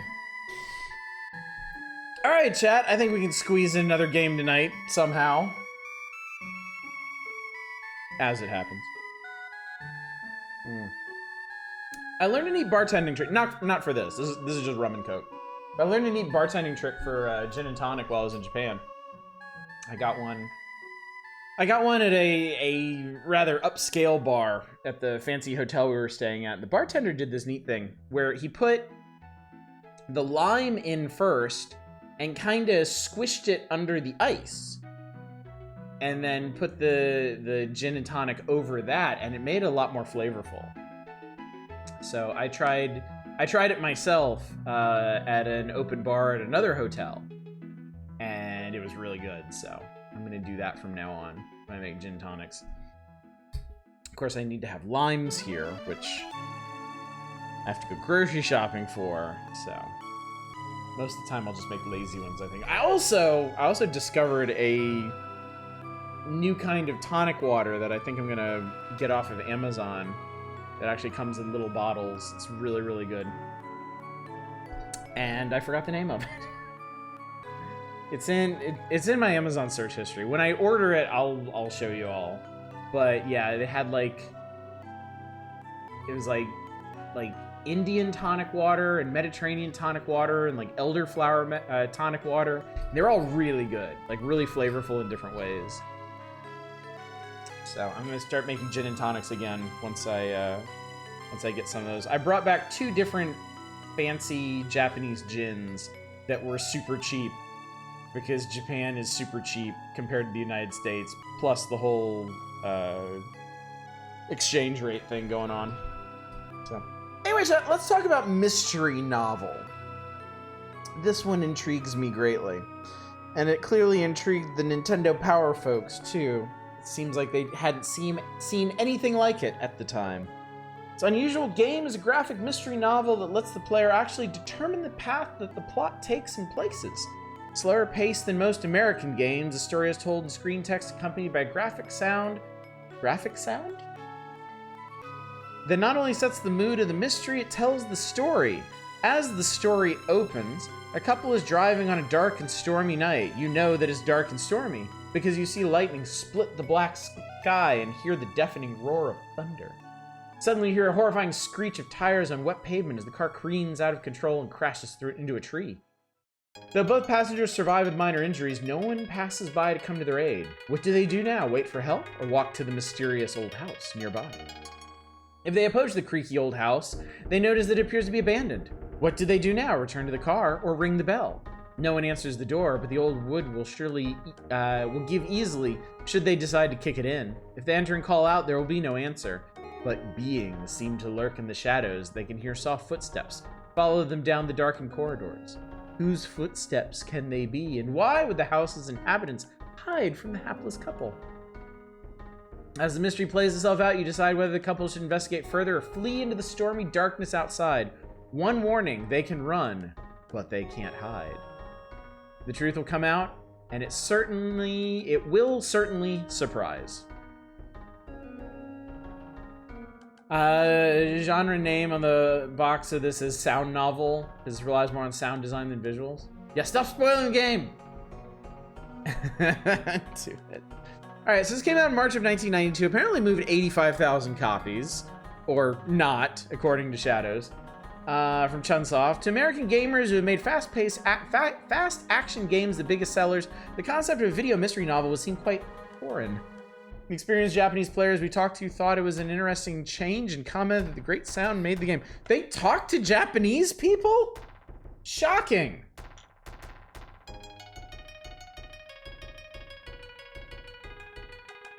Moved 100,000 copies. Yeah, how indeed. How indeed. Let's do it. Yo, how do you... What's this one's name in Japanese? I forgot. Oto... I want to put the actual name of it up here. Otogiri... So, thank you. Much appreciated. Let's do this thing. I'm excited for this one. I thought this was gonna be the highlight of the night, and it still could be, but man, that shmup editor, I am thoroughly taken with that. I was really enjoying that.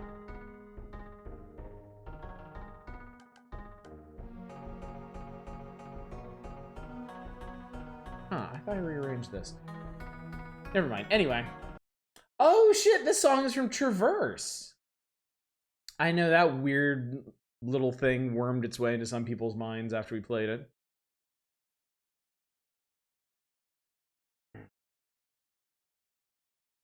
Chunsoft presents Crack-a-boom.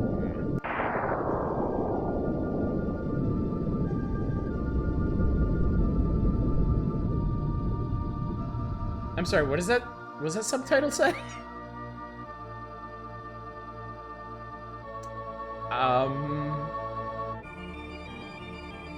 Anyway. Name. May become preferred. Alright,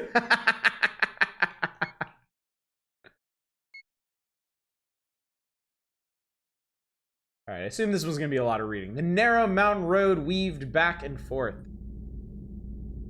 Hypericum perforatum, or the Latin name for the plant, St. John's wort. Okay, that tracks. That tracks. I'm not sure if it was because of the shadows from the mountain or something else, but it felt oddly gloomy. The trees were all lined up in a row, like a procession of corpses, and the way the rocks were shaped made them look like monsters. I decided to put those disturbing thoughts out of my head. I could hear Nami breathing lightly as she slept. She was awake until just a moment ago. I figured she must be tired after a day of fishing at the river. She looked so beautiful as she slept. As I gripped the steering wheel, I couldn't help but gaze at her. Eyes on the road. Ah! Bubsy! A car! Nami suddenly shouted. Without thinking, I was just about to hit the brakes, but there was no car heading towards us at all. Nami.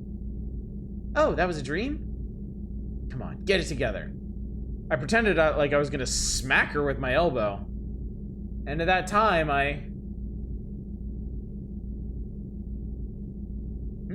okay. How about cute? I shivered like I had a premonition of something sinister. Wait.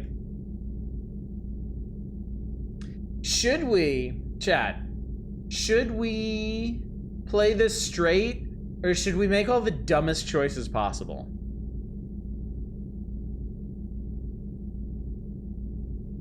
See, I realized hitting women is wrong. Unfortunately, this game was from the early 90s and Japan. Do you have to ask? Yeah, I figured. I thought about how cute Nami was.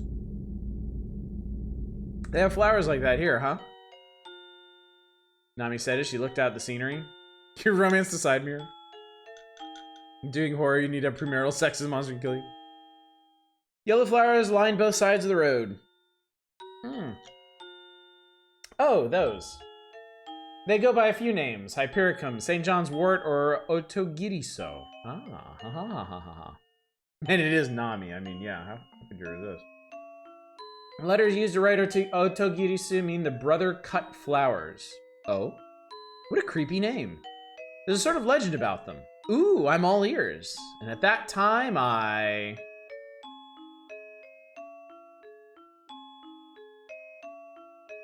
gonna scare her. I thought I might scare Nami a little. If you shine a light through those elliptical leaves, you can see a bunch of black spots on them. Not sure I like where this is going. Those are the blood of a young man who was cut down by his older brother after some bad blood between them. I've not seen the latest chapter of One Piece. No, I'm quite behind. I haven't read it since I left for Japan. Which is, you know, like a month ago. Spots of the younger brother's blood? It was back in the Heian era, somewhere between the year 794 and 1185. That's a pretty wide span. There were two brothers. They were falconers. They'd passed down a secret medicine in their family for generations. It was bird! It was used to treat falcons' wounds, but the secret got out. The younger brother had told his girlfriend, and the older brother was furious. Nami held her breath, knowing what was coming. He took a katana and lopped off his brother's head. Thwack! Nami flinched. The spray of blood hit the leaves, and after that they called the Hypericum flowers Otogiriso, the brother-cut flowers. It's McDonald's, a secret McDonald's. That really happened? Struck by the falling rain, the Hypericums bobbed up and down. It looked like they were nodding yes. What a sad story. I can't believe he'd kill his own brother over that. I saw that tears had come to her eyes. Nami, an only child, was easily moved to tears by any story that was remotely emotional. I begin to wonder if it's taking it a little too far. Now, I thought I'd change the subject. I'm so hungry. Hey, more importantly, are we heading the right way? I feel like this place looks really different compared to before. Now that you mentioned it, it did look different. So, I think we're going the right way, or now that you mentioned it, it's weird. Nah, this is right. Nah, it's fine, girl. I got this. I flipped on the windshield wipers. It was getting pretty dark out. There weren't any lights on this road, and it was narrow. It wasn't easy to see which way the road would turn. When I turned on the headlights, I could tell that there was a sign up ahead, but I couldn't see it well enough to read it. I sped up a little. Oh, shit. Sped up a little and got closer to the sign.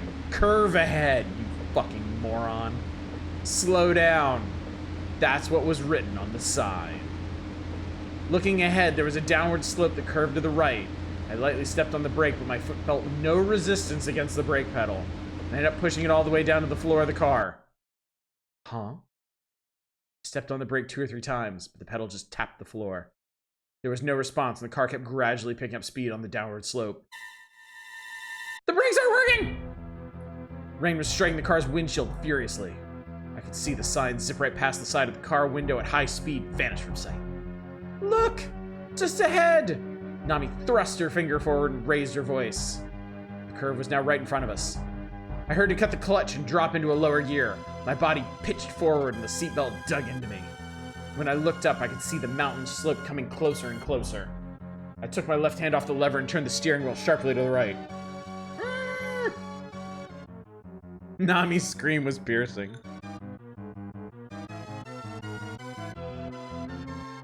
I managed to avoid crashing the car, but the next corner, another car was driving towards us. Oh, fuck! No! We're gonna crash! I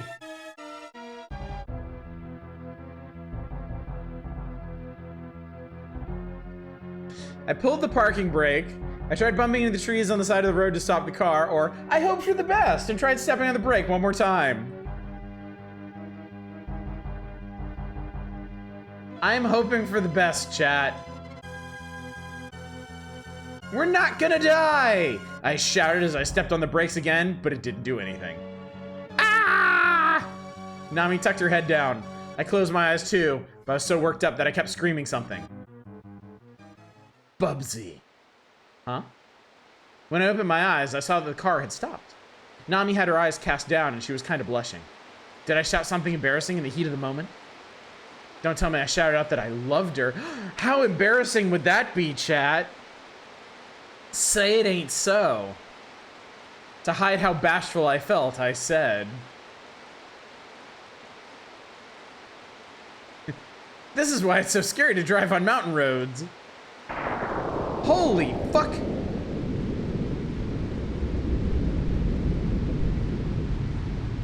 Ah! A bolt of lightning fell on the tree right before our eyes. It split the tree in two and set it on fire. It's coming down! We flew out of the car. Ah! Bubsy, your car! The tree had fallen directly onto the car, smashing it. The top of the car had caved in and the front windshield was busted. It was a sad sight. It'll be fine. Shouts, I'm a Sonic 06 fan. Fuck you all as I Tokyo Drift. How embarrassing the last thought before you died was Bubsy 3D. I hid how disappointed I felt. I do want to mention at this point that the fan translation is solid. Like this is definitely serviceable. It feels like they're making a concerted effort to hew close to the original script. But as a localization copy editor, I feel like an editing pass could vastly improve this. I feel like this is since the entire game is basically text and sound. I feel like a talented writer, and I don't necessarily mean myself, probably somebody more talented than me, could do a lot with the source material and make it like improve the flow, improve the tension, improve like the imagery. Maybe you get remodeled into a convertible. Oh, now that's a good idea. Exactly, it needs a punch up. The car caught on fire. Well, that dream didn't last very long, did it? Yeah, dude, if you put the Ace Attorney localization team on this, you would get solid fucking gold. I guarantee you. It was stupid of me to dream of it in the first place. It wouldn't have worked anyway. Remodeling an ordinary car into a convertible would have just looked lame. I muttered to myself. Nami gave me a pat on the back. Sour grapes. Anyway, what should we do now, Bubsy? Now that your car is fucking totaled and we're in the middle of the dark forest. Oh, that's literally what she says. Your car has been totaled and it's raining. She sounded worried.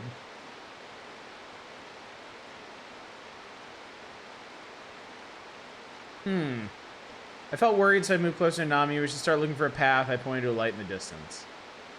Well, let's snuggle. It sure is dark out tonight, isn't it? Don't even start with that. What are we gonna do? It's starting to rain harder, too. Nami held our bag over her head. Huh? You got out with the bag, Nami? Your wallet is in here and our clothes. Not that money will do us any good while we're stuck out here. It's fine, it's fine. It was a smart move, Nami. Put on my wizard robe and hat. Call an Uber. I opened the bag. I put a flashlight in here too, after all. I flipped it on and the light revealed the yellow hypericum flowers that had been there in the darkness. They're blooming here too. Oddly enough, all the other flowers and grass beside the hypericums were all dried up. Car crashed and set on fire. We nearly died. It was fun. And they seemed to form a trail, almost like they were leading us to head into the forest. It's like they're showing us the way. For real, for real. How far could they go? Hey, I see a light up ahead. Nami pointed to the other side of the forest. There really is, but it's weird. Was there a light up ahead earlier? Now that you mention it, no. Maybe I was so focused on driving the car that I never noticed it. I guess that's possible, but it just seems so sudden. Nami gave an emphatic blink. Is that like... It doesn't mean anything. They probably just had the lights off until now. Sure. That's a good way of thinking of it. Nami smiled, but I'm sure she was still afraid deep inside, because her smile was totally awkward. Anyway, we'll be okay now. We can take shelter at that house. Let's go. I took Nami's hand and we started walking. As we continued along, the clusters of flowers became thicker and thicker. It honestly did seem like they were guiding us. And just when I started to believe it, we came to a fork in the road that split in 3 directions. The center path was the same width as the path we'd been walking along up until now. The path to the left was a little narrower and muddy. The path on the right had grown thick with trees. It seemed like it was haunted. Path on the right's the haunted one, right? I chose the path on the right. You know, I'm kind of scared of the woods. I feel like the trees are going to gobble me up. What are you talking about? Trees can't eat people. You're going to be fine. I just don't like it. I guess she saw the original Evil Dead. It scares me. Nami started running. Hey, watch out. Suddenly, Nami stopped dead in her tracks. Nami. She was silently pointing at something.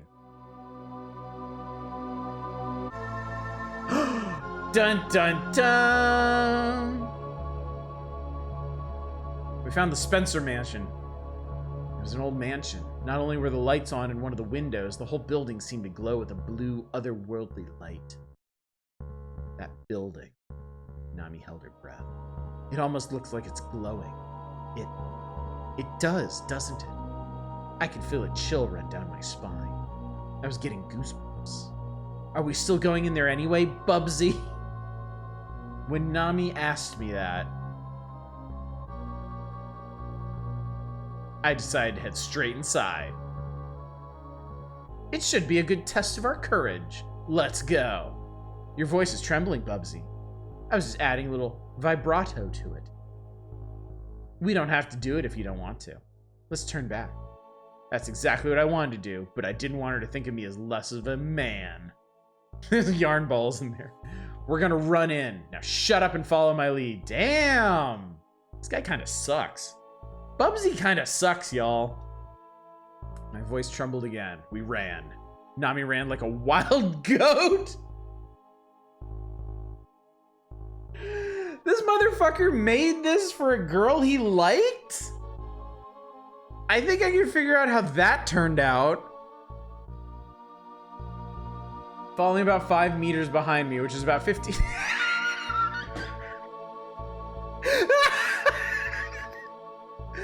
Nami ran like a wild goat, falling about 5 meters behind me, which is about 15 feet, by the time I reached the front gate. Let's go inside. Come on, Nani, I said, straining my sweater and blazing with a massive bee upon it. What could possibly go wrong? And then...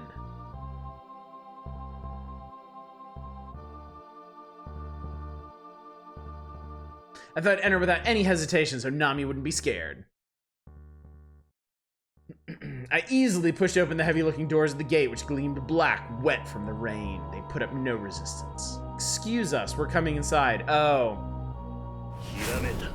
I know what that means. Trade on! Thanks so much for the raid! What's going on tonight? It's a trade on. That was terrible, don't use that. You're lucky I workshopped that for you. I think this is when like Japanese people say like "steshimasu" when they like enter somebody else's house. Did you hear what she said? No worries. It's all for the best, really. Welcome, Slam Taro time. Trade and mark. We politely bowed before taking the first step beyond the gates. The whole garden was filled with flowers in bloom. Finished Snatcher Night, holy shit. Oh, dude, if you've never played Snatcher before, if that was your first time, yeah. That game gets bonkers by the end. I read a screenshot LP of it ages ago, and it still stuck with me. All they're growing here are hypercums. At that moment, something raced by. Oh, it's a cat. Kitty! A cat? Man, it scared me. It's a black cat. The black cat turned back to face us. His body began to swell with light and it turned green? No, a green cat? The green cat quickly left, heading through the many hypercums in the field. Bubsy. Without delay, I said... Aw, come on. I need stupider options than this. Our eyes must be tired. I took Nami's hand and started walking. Wait. Several meters from the entrance. That's multiple several feet. Nami stopped. Look at the shadow of that tree. Somebody's there. Where? I shined the flashlight over. The light reached over like a long arm to light up the shadow of the tree. Nobody's there. Then I moved the light up. Ah! It looked like a brown severed head that had been stuck on a branch. It was all wrinkled up with rough skin that was striped and speckled brown. You got to be kidding me! I laughed. What? Look at it. It's a wasp nest. They're poisonous and powerful insects, though. Some people have even been killed by the things. They're several centimeters long, which is a couple inches. Wild Ride had trouble with the last action section, but the solution turned out to just button mash the fire button. Yeah, I remember that the Let's Player that I watched had a lot of trouble with the final action sequences. Ugh, let's go. Just then, the nest started to tremble, and a swarm of wasps suddenly... Oh, bullshit, it's raining. Come on, man. The wasps have 8 strength and 4 endurance. They're chaotic evil. Ah, run, Nami! We had nowhere to run but into the mansion. Oh, come on, give me some shitty cowardly option. Took her hand and ran for our lives. Do wasps hate rain? Like, in general, bugs are not gonna fly around in the rain, because if they get smacked... Like, most insects can't fly if they're wet. Bees, in particular, if they get wet, they are grounded. So they avoid flying around in the rain, because if they do, they're just gonna get smacked down to the ground. Off to bed, take care, I need some sleep. Well, good to see you, Trade On. Congratulations on finishing Snatcher, and thank you so much for the raid. Have a good one. I'm sure we'll see you again soon. I shoved Nami to the ground and let Wasp Eater escape. I took Nami's hand and we ran for our lives. We started banging on the door to the entrance. Help! Open the door! Please! And all of a sudden, the door opened. Oh, okay. We fell in as if we'd been swallowed up. The door slammed itself shut with a heavy-sounding thud. Place is haunted as fuck. Figure it out. We picked ourselves up and examined the door. How exactly had it been rigged to open and close? You dumb motherfucker. You best start believing in horror visual novels. You're in one. The door had led us to the entrance hall. Hello? Is anybody home? We shouted several times, nice and loud, but the only replies we got were our echoes. That's weird. They have the lights on, but they're not here. They must have forgotten to turn the lights off, I guess. There was a huge glass tank in the center of the room. It was filled to the brim with murky water. What? What, like a fish tank? Ew. It was a giant aquarium. The slight movement of the moss that stuck to the sides was kind of creepy, but the water was stagnant. There was a huge clock in the room and a large leather sofa. I feel like I've seen this room somewhere before, Nami said as she walked in front of me. This is nice. This is a really nice scene. There was a suit of armor with a dull silver gleam set beside the fireplace. I walked over to it. I was hoping to touch it till Nami, who had been looking at the aquarium, called out to me. The water! The formerly stagnant water swirled and rocked, and something that clearly wasn't mud or moss peeked out from behind the glass. Whoa! Hey, did you see what that was? I can only wonder. Curious, I stepped closer to the glass. There in the murky water, I saw something white slide along the glass wall. I like the audio cues, the water, the ticking, the clock, the buzzing, the wasp. I do too. I do too. It's very effective. Oh, I saw something shining in there. Scales? Wait, is it a fish? Do fish even get that big? I focused my eyes on the glass. Something flipped up out of the water. Watch out! Bubsy! Whoa! It was a knife! It flew out of the murky water and slammed down at both of our feet. Fortunately, we were both okay, but I was dumbstruck by what just happened. How did that happen? Nami looked pretty pale there, too. I could hear a sound coming from somewhere. What was that? It was on the second floor. Nami's senses were really sharp in an emergency situation, apparently. Someone else has got to be here, Nami said. Are you so sure? They didn't respond when we called out to them, though. Nami looked at the stairs leading up to the second floor. I don't think we're the only ones in the house. Why is that? We're being watched. Huh? It feels like somebody's watching us. I was creeped out at first, but then I came back to my senses. It's because of that suit of armor. It seemed like it was looking at us.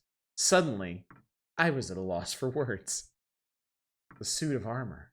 Nami's jaw dropped too. The suit of armor that had been standing in the room up until now was gone! Dun dun dun! Did somebody...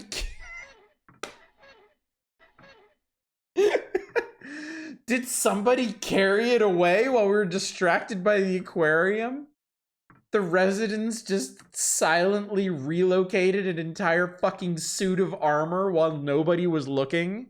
Obviously. There it is again. It's on the second floor, just as I thought. Let's go! We headed up the stairs. Oh, nice and creaky. Yeah.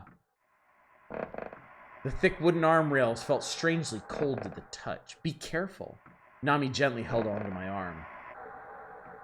As I climbed up, figured whoever moved the suit of armor had to be up on the second floor. I told myself there must have been some sort of mistake when I saw the... Oh yeah, I was obviously delusional. I told myself it must have been some sort of mistake when I saw the armor earlier. Dipshit.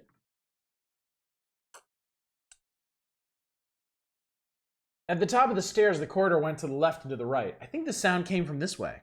We walked down the hallway to the right. Which room could it be? Shh. I can hear it again. Somebody fucking on the squeaky bed again. This is it. There's no reply. Ah, yes, the old sneak out the plate while the rubes are distracted by the aquarium knife trick gets them every time. Are they not here? I opened the door without hesitation. It was dark inside. It didn't seem like anyone was there. There was a wooden table in the corner to the left with an electric light stand on it which glowed with a red light. I saw another table, a smaller one, right beside it. It had a checkered cloth on top of it and a single book. I stepped inside of the room. Whoa! The door suddenly slammed shut behind me.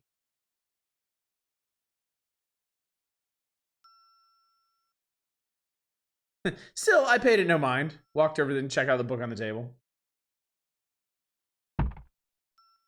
Oh, my foot got snagged on a cord and the stand crashed to the floor.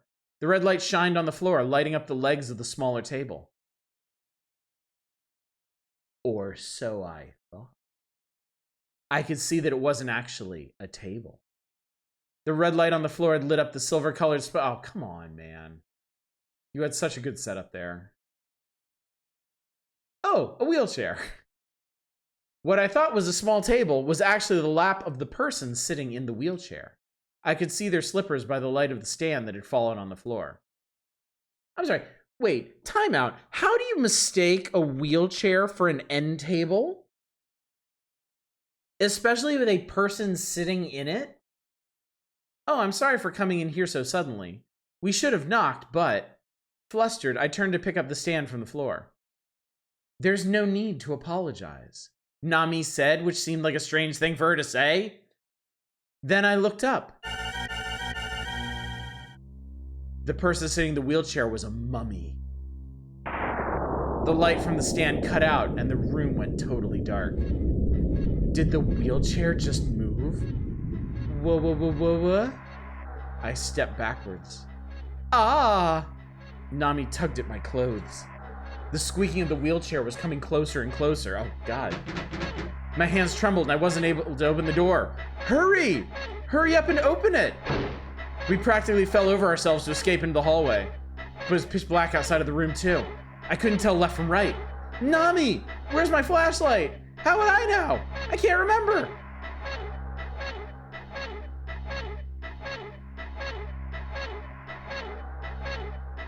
Was there anything else that could be used as a light source?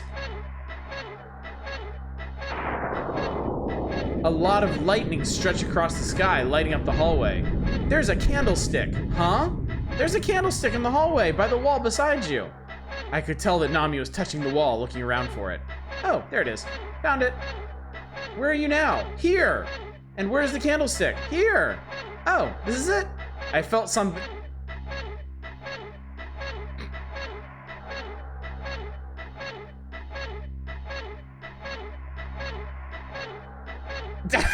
I mean, I've seen other kinds of movies that have setups like this. Felt something hard against my hand. It was the... I can't do it. It was one of the mummy's arms. Woog! And right after that, lightning struck, which lit up the hallway. We practically fell over ourselves as we went down the stairs. The flashlight had fallen in front of the aquarium. I picked it up in a hurry. I turned it on and pointed at the second floor. I could see its hazy circle of light illuminate the second floor passage. There was no trace of the mummy. I can't. I just can't. My legs. Nami collapsed to the ground helplessly.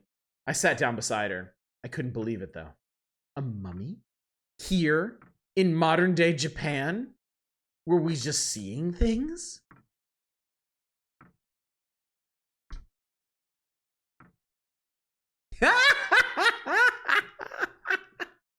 I was scared, so I asked Nami to go and check for me. Nami. What? Did you see that wrinkly looking thing? What do you think that was? A mummy in this time and place localized entirely within your kitchen? I thought it was a mummy. I see. Well, can I ask you for a favor? He's like, Nami-chan. What? Could you go and check it out? Huh? Me? No way. But I'm too scared. Do it, Bubsy. My knees are knocking, though. You're pathetic. Nami sighed. I'll go check it out, then. Wait here. Nami headed to the staircase. Oh, Nami. Wait. What? I'm too afraid. We suck, chat. Bubsy sucks. I'm too afraid to stay here alone. So pathetic. Nami ended up taking me by the hand, and together we walked up the stairs. So, I mean, okay. I'm trying to imagine how a woman would feel if a guy basically made this game for her and included options like this. Like, it's gotta be a red flag, right? You go in front of me and behind me so I could be in the middle. When I opened the door, the lights were on and both the wheelchair and the mummy were gone. Oh. Nami had spotted the diary, which had fallen on the floor. Yep, that's a diary. When I picked up the old leather-bound diary, I noticed how thick and heavy it was. Flipping through to the end, I saw the last page was dated 6 years ago, and there was blood on it. There were drops of bright red blood on that page from 6 years ago. Only the ink's dry. This blood is fresh. What's the meaning of this? I've always been disgusted by blood, so the sight of it made me feel dizzy.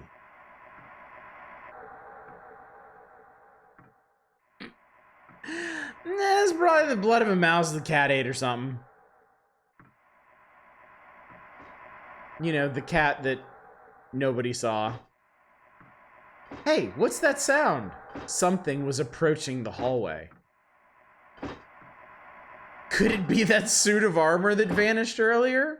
That's ridiculous. The sound stopped right in front of the door. Oh, the cat. The kitty jumped through the gap in the doorway and went into the hallway. Is it still green, though? I need to know this. Mummy has secretly 3 cats and a bandage. We held our breath as we looked at the door, but we didn't get the sense that anything was about to happen. We took a look through the gap, but we didn't see anybody there. It's strange, isn't it? Hey, this is creeping me out. Let's leave this mansion already. Nami sounded afraid when she said it. I replied,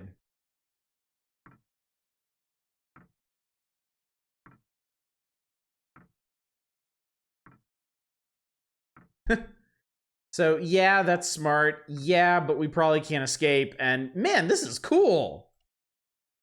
This is the first time I've been in such a weird house. It's really fascinating. Are you serious? Kinda? Please, let's just leave. I've had enough of this place. Nami looked like she was about to cry. Okay, let's head out. I guess this is all set up to discover the front door is locked. We head downstairs and open the door at the entrance. Oh, never mind, it's not locked. The rain was coming down hard. With the lightning and strong wind, we could only see about 3 meters ahead, which was about 9 feet. No, we can't go out while it's this bad. But let's just wait, okay? We can't go out. It's like a typhoon out there. Which is like an American hurricane. What should we do? Are we gonna spend the night in a place like this?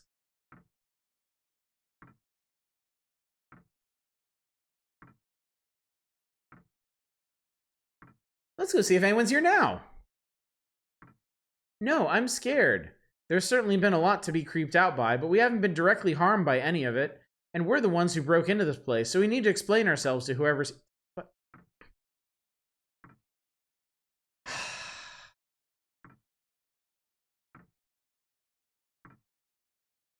Like, I know this is the option that I chose. But at this point... why are we still deluding ourselves into thinking that anybody actually lives here? You're right, but okay. Nami agreed with me, reluctantly. Good, Nami, you go. I'll stay here. I head to the back of the entrance hall. The hallway stretched to the left and the right. Which way should we go? I asked.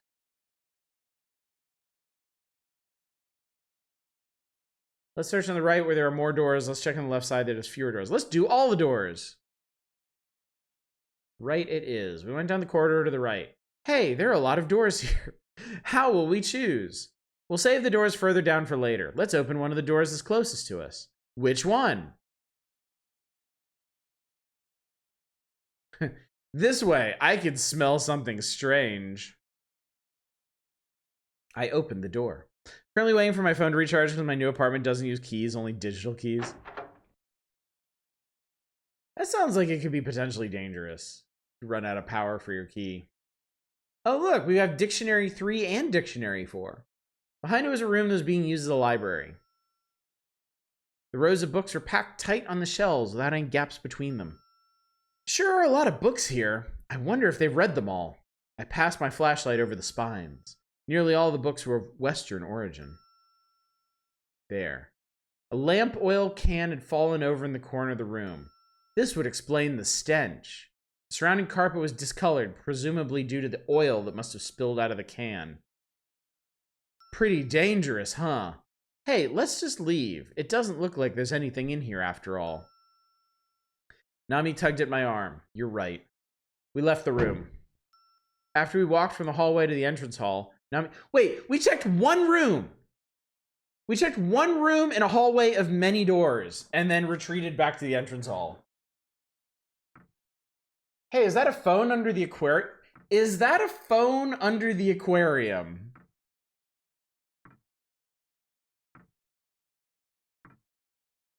It really is. We've come too far, Oddish. It was a black dial-up phone. Hey, we can call home from here. Nami couldn't hold back a smile. But could we even get anybody to drive all the way out here?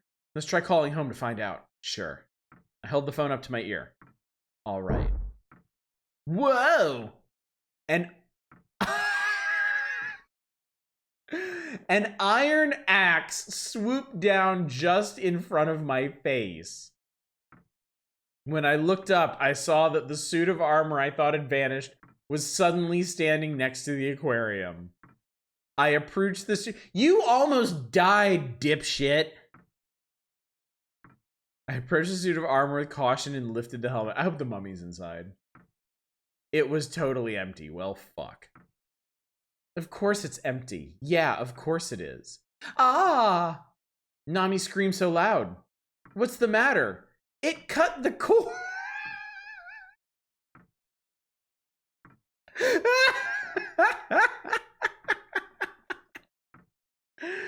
That axe just cut the phone's cord.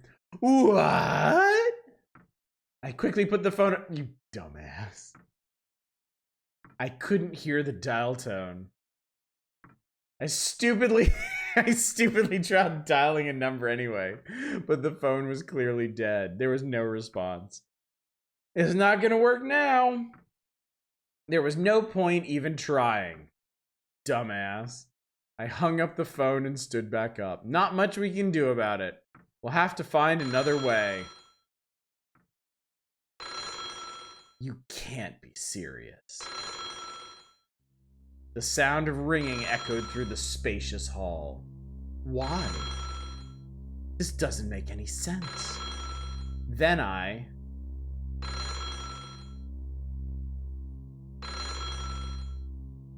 sighed and picked up the phone.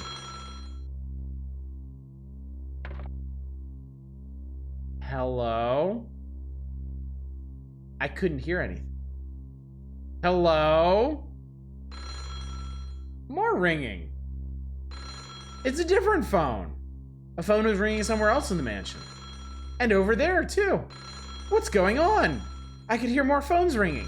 Hello? I shouted in the phone in my hands, but I couldn't hear anything from it. Who is it? I don't know. They won't say anything. It stopped ringing. Another noise came from the second floor. Strange phones ringing, and now more noises.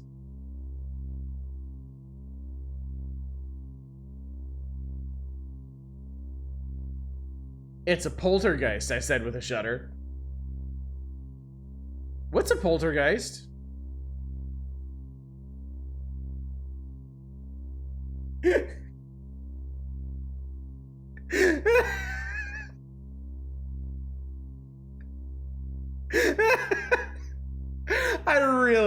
I really want to know what the original line was in Japanese. I want to know so bad. Pulverize that man's bones. A geist that polters. But I stood up. Nami punched me in the dick. Let's go. I like it. A single door had been left ajar and light was poking through it. There! There's no light through yonder door breaks. We stood up really straight after we entered the room and saw what was on the wall. There was a creepy looking stain on the wall. It looks like it's shaped like a person. The stain looked like it could have been either a man or a woman, and in the place where its hands were, there were hypercums growing. There are hypercums here too, in a place like this? The hypercums had broken through the wall. So, okay, this is potentially a really, really creepy moment. Like, they basically found a person's shaped silhouette on the wall. It really needs to be massaged to get the tension across. There is a lot of redundancy and matter-of-factness to the way this has been translated. I had just remembered something rather unpleasant. What's wrong? I remembered the meaning of hypercomes. Okay, what is it? Revenge. Seeing the splotch in the shape of a person there holding hypercomes, it looked like the work of some vengeful ghost vowing to get its revenge. How scary. My reaction was... Did I piss myself? I wonder if there's anybody inside of the wall, I muttered to myself, and then I shuddered. I stood up. I'm sorry, I explained to the sigh. I can't be sorry that was part of the story anymore. That line was the straw that broke the camel's back. I'm leaving while I still have something that resembles dignity. With that, I stepped out of the story and out of the recording studio, firm in my resolve to vet my future narrative roles more carefully. We checked out the second floor just to be on the safe side. Aside from the door we couldn't open, with straw dolls nailed to the door, we hadn't found it.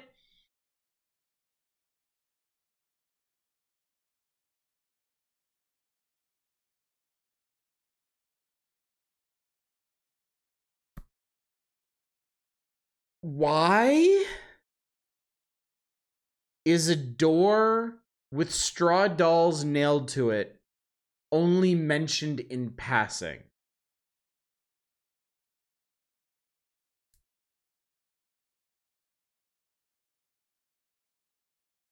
Yeah, that's just... Other than the locked Blair Witch room, we didn't find anything. Jesus Christ. We hadn't found any trace of anybody in the house, including in the mummy's room. So there's nobody on the second floor now, right? Nami nodded. At the very least, we can say that we couldn't find any people, the mummy, or the suit of armor. I decided not to dwell on that. Alright, we should try to get this seemingly unopenable door open. Yes. Maybe focus on the extremely haunted and or cursed door. Maybe. Must have been the left-hand option for that door choice. Ooh, that's a good point. Maybe it was. Maybe we could have gotten more context for this before we had gotten to this point. I started to examine the door. Hey, let's head back. What? Nami said out of the blue. Huh? I'm hungry. You are too, aren't you, Bubsy? We really do need to get something to eat, you know. I looked up at Nami's face, my mind a blank. Nami's not acting like herself. She wouldn't just go and take food from a stranger's kitchen. Was she saying this because she was afraid? Or was it something else? Hey, Nami. What did I tell you? Nami laughed. I know you're hungry by the look on your face. No, I wouldn't say that. But my stomach was weak to the power of persuasion. It responded appropriately. Oh, they didn't have a stomach gurgle sound cue. I'll go on ahead, Nami said as she turned her back to me. Wait up! Hey, don't get a head start on me like that. I figured I'd go along with Nami for the time being. As I headed with Nami to the dining room,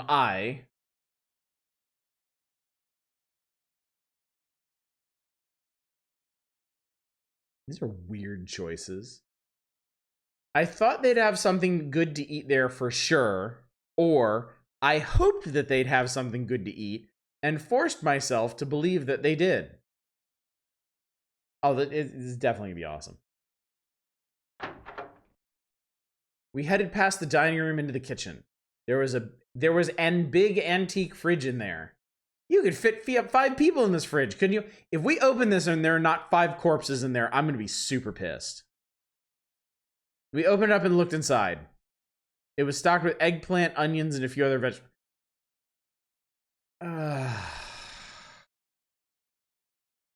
Fucking Chekhov's refrigerator. I would say I feel like Kamitachi no Yoru is an upgrade on this writing-wise. Duffo feels like a first attempt at this sort of thing. I mean, don't get me wrong. I'm enjoying it. It has the occasional moment of brilliance, but I'm honestly enjoying how goofy it is, mainly. None of it seemed like it had gone bad, but nothing in there looked particularly tasty either. Let's eat up anyway. I'm hungry. What are we supposed to make with these vegetables anyway? You can leave it to me. Whoa, Nami's home cooking, huh? I'm up for that.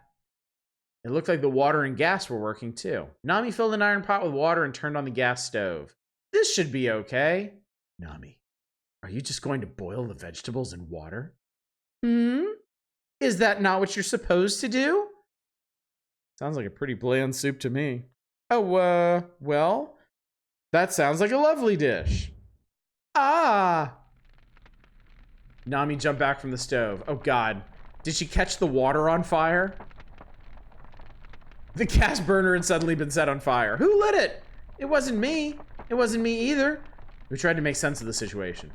The gas flames were abnormally huge. The pot suddenly started boiling over. Ah!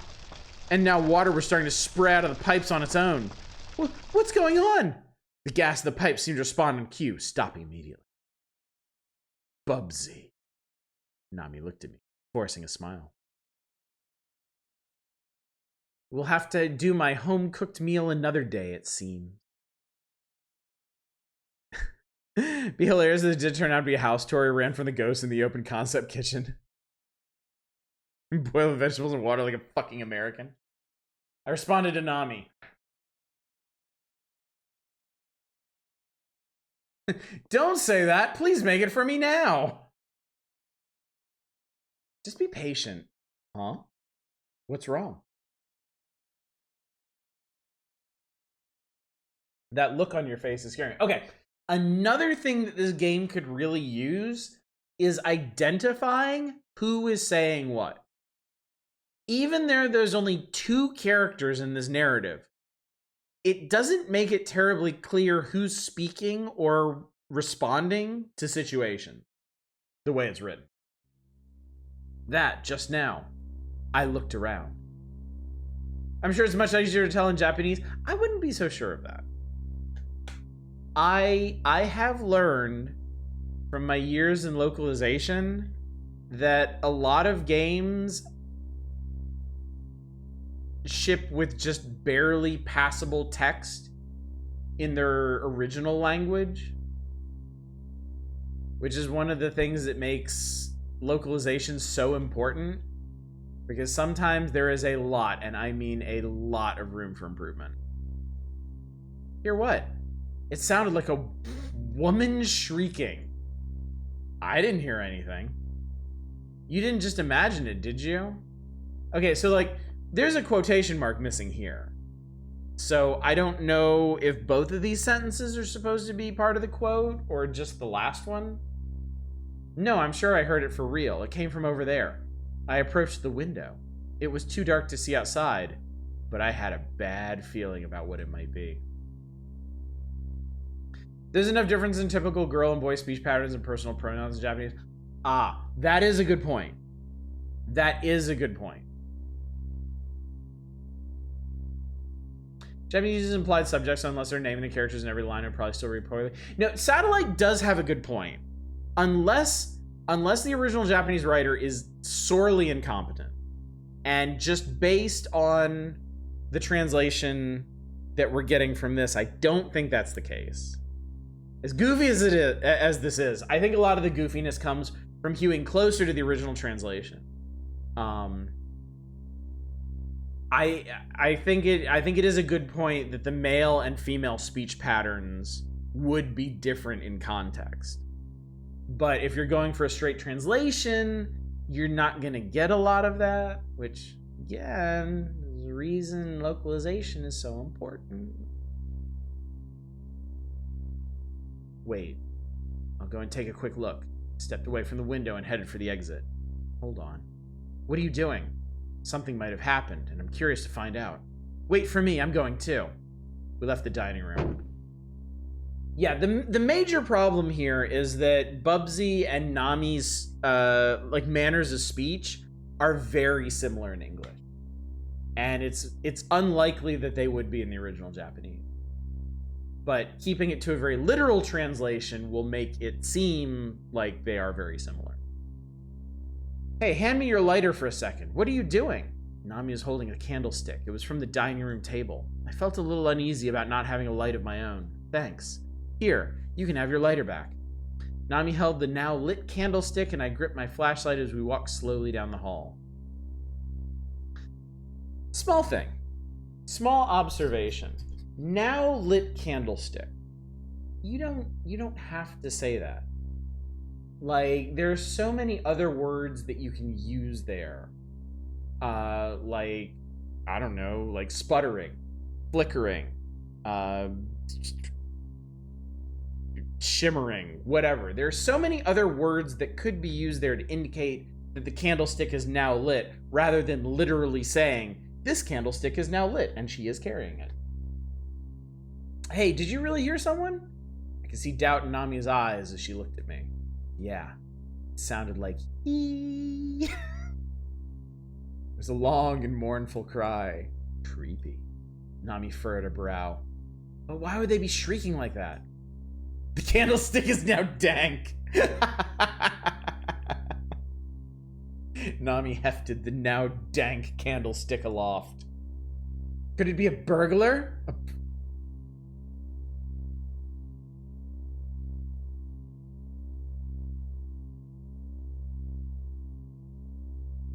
I really have to wonder if ghosts and hauntings were real, and any one of us was in a haunting, how long would it take us to just accept the fact that this is happening? I mean,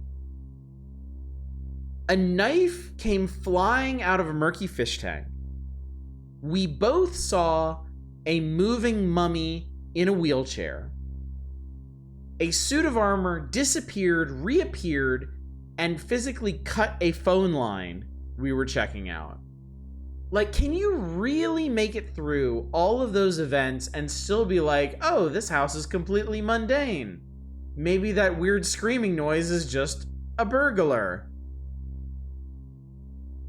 Maybe this creepy abandoned house is being burgled. It's certainly possible. It would explain why the light's on even when the owner isn't home. I'd have to see a ghost, otherwise I'm just being Home Alone punked. Then I think most of us are genre savvy. I'm trying to look past that and like,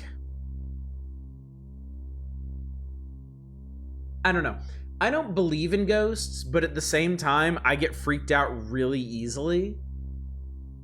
And I feel like it wouldn't take much, like, unexplained bullshit for me to be like, yep, this shit's haunted, I'm out.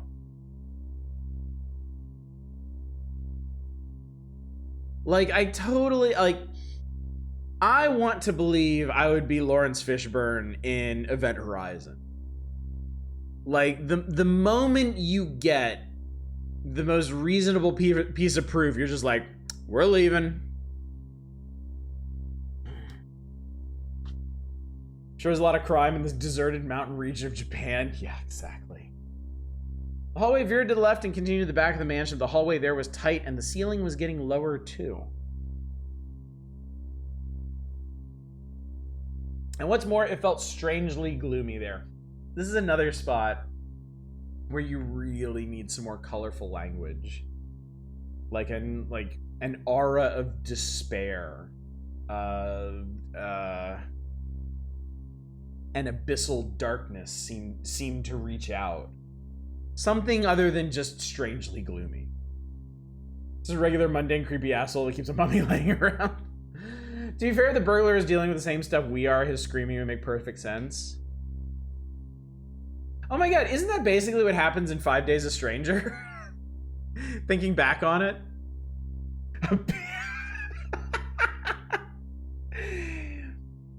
Eva, why have you never worked in localization? I think you have a knack for it.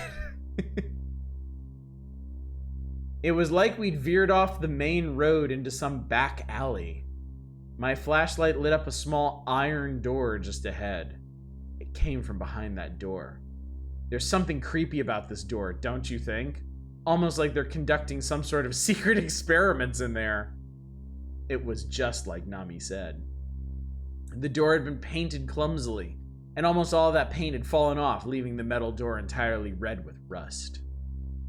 I actually don't understand you're spoiling the surprise party plan for the owner of this mansion who loves haunted houses.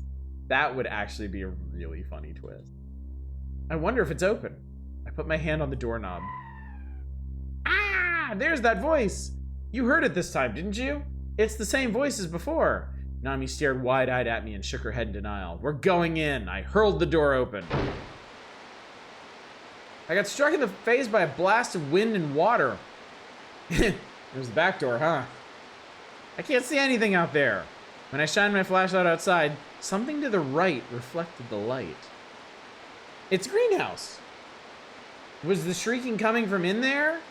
No, it was the greenhouse itself. Oh, I could hear Nami shout behind me. What happened? The flame went out. Nami held the candlestick in her hand, looking at me.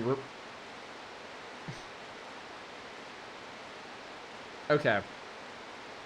So we threw open the door, and there was a big gust of storm wind that blew out her candle. So now she's looking at us reproachfully because we fucked up her candle. Well, of course it would.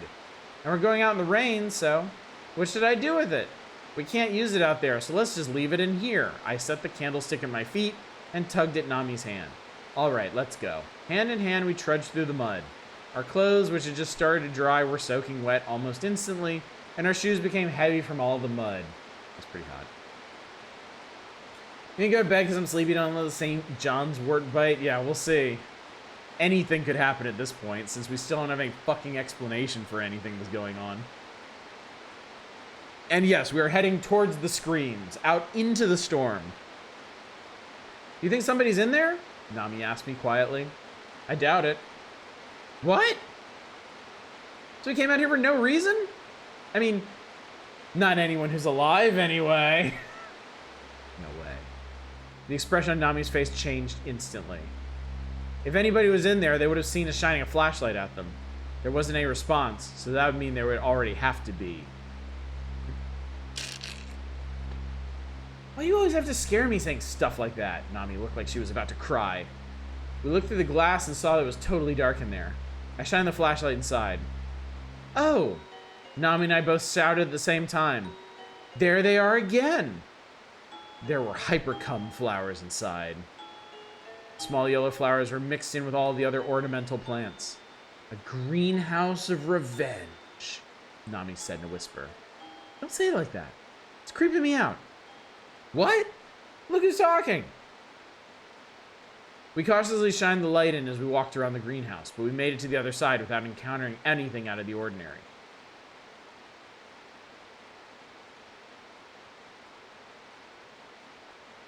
Should we go inside the greenhouse too? I turned and faced the entrance. We've seen enough, haven't we? Well, you know. And at that moment...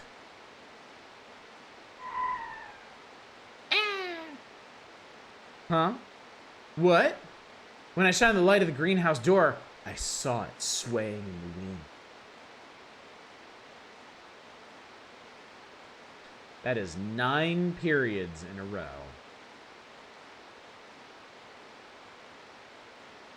I looked over at Nami's face. Her mouth was agape, and she looked at me out of the corner of her eyes. Uh-oh. All right. I'll race you to the door, then. I broke into a run. What gives? That shrieking was just the sound of this door? Nami shouted as if to scold me.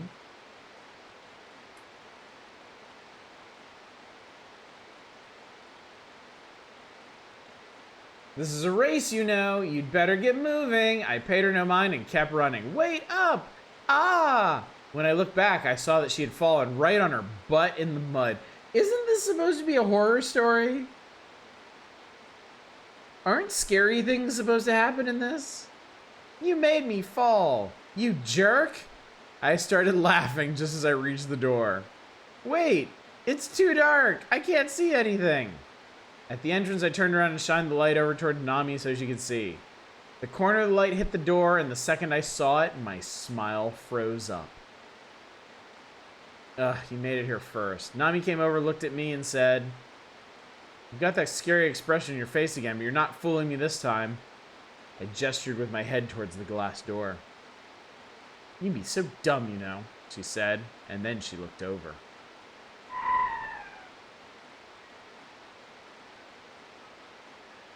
There it was, written on the glass door in big red letters. Nami. The light that reflected off of the glass illuminated us as we stood there looking at it in the rain. It's...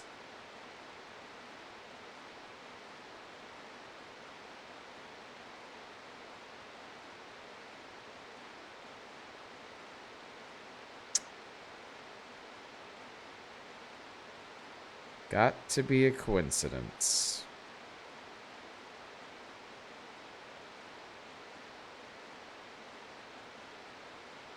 I'm sorry, these people just... I'm trying so hard to get them killed.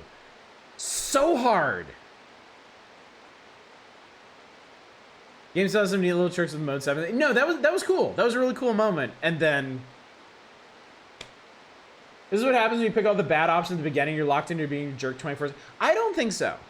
I don't think so. I think I can turn it around at any point. Like, I didn't have to race towards the greenhouse door.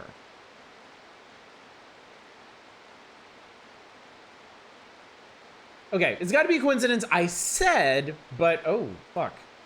What just happened? You can go back. Oh, you can review previous text. That's really nice. It's got to be coincidence, I said, but I knew deep down inside that a voice had drawn me here. Even if it actually was a coincidence, why would her name be written here? Nami looked pale as she stood there in the rain, dumbfounded. She said nothing, her eyes transfixed upon the glass as it swayed back and forth. The door creaked again as the wind blew it. Let's go back, I said, making a point to sound cheerful, but Nami didn't respond at all. Let's go! I tugged at Nami's hand firmly. She didn't budge.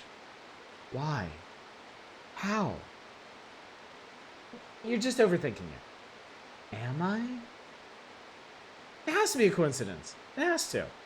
This is the first time we've ever been here, for one. So, someone who's here had the same name as you. So what?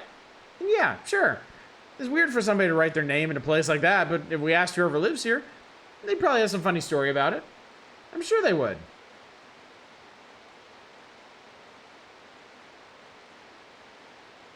Gaslight boyfriend powers, let's go! I talked loudly without pausing, trying to shout away the fear that I felt inside. Yeah, Nami said quietly as she nodded. We'll catch a cold if we stay out in the rain like this. Let's head back. I pulled Nami away and we kept walking.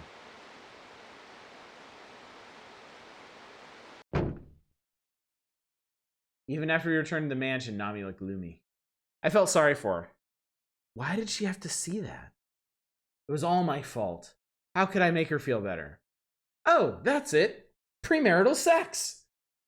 Hey, I said to her cheerfully. What?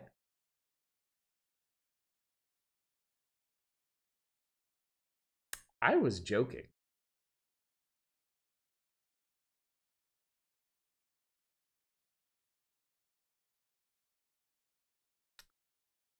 Feel like using their shower? What? Nami looked at me, stunned. You're covered in mud, after all. And clothes. But it's fine, it's fine. I think they might have one over that way. I went on ahead.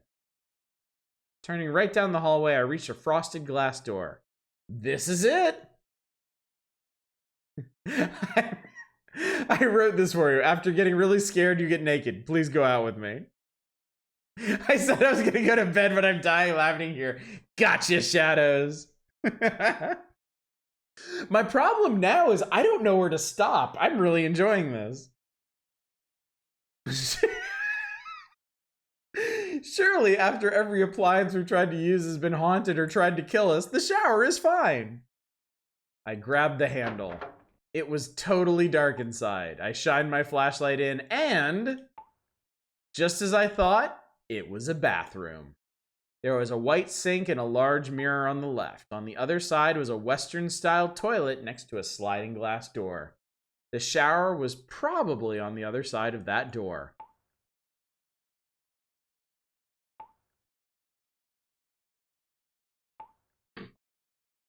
These are lame choices after that. Let's start by washing our hands, huh? I went over to the sink. The sink had long, curved faucet. For some reason, maybe due to the seal on the faucet getting old, water continued to drip from it constantly. Yes. Traditional toilets in Japan are squat toilets. They're basically like little troughs in the ground that you squat over. Old houses would have that. Any house built in like the last 50 years would honestly have a Western style toilet. But since this is an ancient ass mansion, I think it's fair for them to specify. The white sink became stained red. It's blood! Fuck, I should have let Nami go first. Nami clung to my shoulder. No, it's not. It's rust. It's just rust. The red water started to cook. Okay, this is getting really fucking backwards. Like, we started the story with some inexplicable shit. Front door opens by itself. Front door closes by itself. Knife comes flying out of an aquarium. Suit of armor disappears. Suit of armor reappears. Suit of armor cuts the phone line. Mummy appears. Now it's just squeaky doors and rusty pipes. Like, this is paced the opposite of pretty much any haunted house story that I can think of. Hey, it's already better. I rinsed my hands in the running water. Nami seemed to be getting edgy. I wanted to help her get back to the way she was before.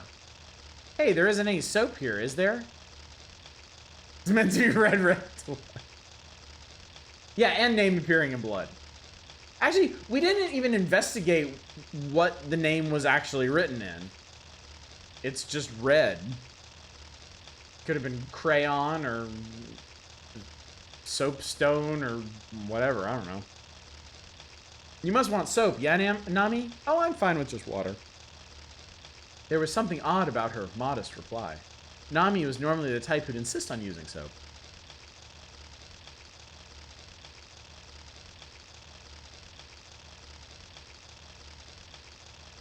Both of these options seem shitty. Maybe we should check the bath. I cast my gaze to the sliding glass door there, or even if you don't want any soap, I do. I jokingly threw a fit about it. I'm gonna rush us on towards the bath. I want to see where we're going with this. Oh, I'll go take a look. Nami entered the shower room. I'll search over here, okay? I opened the cabinet beside the mirror. It was dusty, as though it hadn't been used in a long time. There was a toothbrush with yellow bristles and a tube of toothpaste that was sealed despite being totally flat and empty. A woman's razor was there too, but it looked like it hadn't been used in a long while. It was rusty and had small bits of hair stuck to it. Ugh. I was grossed out by it, and I closed the cabinet. I glanced at the mirror and saw Nami's face there. I looked at Nami's face in the mirror as I asked her, "Did you find any soap?"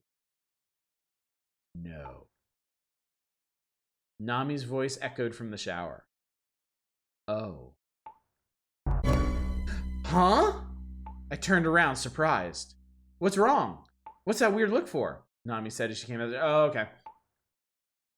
They kind of poorly conveyed that.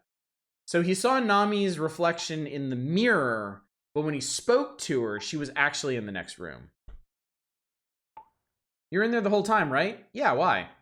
There's no way I could have seen her reflection in the mirror while she was in the shower room. Did something happen? Nami's expression darkened. I wouldn't say that exactly. My answer was intentionally vague. I didn't want to scare her any more than she already was. Plus, it's possible that I might have just been seeing things. So yeah, how about that soap? I smiled and returned to the topic at hand. There wasn't any. How about here then? I squatted down and opened the doors under the sink. Ugh. A very unpleasant, rotten, and muddy odor drifted out from inside. I held my breath and looked in. An S-shaped pipe ran down the center, and on the right side of it were cleaning fluids, pesticides, shampoo bottles, and plastic bags strewn about like junk. It was as if the water from the old pipes had mixed together with the dust and chemicals that spilled out of the fallen bottles. It made me want to throw up. Would they really keep soap in a place like this? I mean, we did just mention shampoo. I don't think so. I took out a big plastic box that I found on the left side of the pipe. Inside of it was a wooden box with a cross on it. Oh, medkit. Must be a medicine box, yeah? There's something underneath it. Dude, it's crazy. It's Tolkien level description of a fucking cabinet. Spot on. Like, the writers, and this is not down to the translation, this is not down to the localization. This is obviously the way the game was originally written. They are focusing on all the wrong things here. Hold the medicine box up, Nami. Nami grabbed the handle of the medicine box and lifted it up. The moment she did, 4 bugs with black, greasy-looking wings crawled out from under the box. Ah! Cockroaches! Nami screamed and hurled the medicine box onto the floor. When the box hit the floor, the lid flew open, scattering some medicine bottles and packets across the floor. The cockroaches vanished in an instant in the corners of the room and under the door. They were gone. Aw, the medicine scattered everywhere. I laughed as I rushed to stop the rolling bottles of medicine. I'm sorry. I shouldn't have done that. Oh, I'll pick it up. Nami kneeled down and started putting away all the medicine back in its place. Hey, there aren't any more of them, are there? The cockroaches, I mean. I don't think there are. Hey, there it is. The soap! Do you realize how many frames we've been going on about the soap at this point? I stood up and turned on the faucet. Nami is still picking up the medicine that is scattered everywhere. Also, I lost earbuds, so. I don't think we're gonna play this too much longer, because it honestly seems like this game is slowing down. I do want to see if we can get to anything interesting in like the next 5 minutes or something.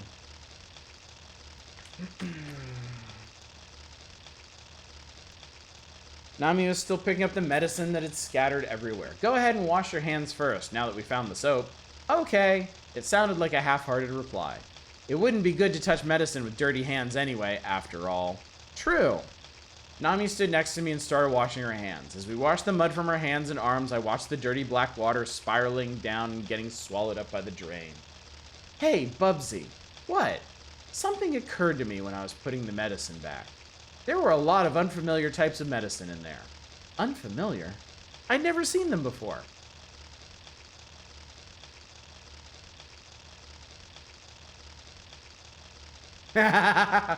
So show me, I was a little interested, or there have got to be as many medicines as there are illnesses, I said, but I was more interested in whether or not we'd be able to use the shower.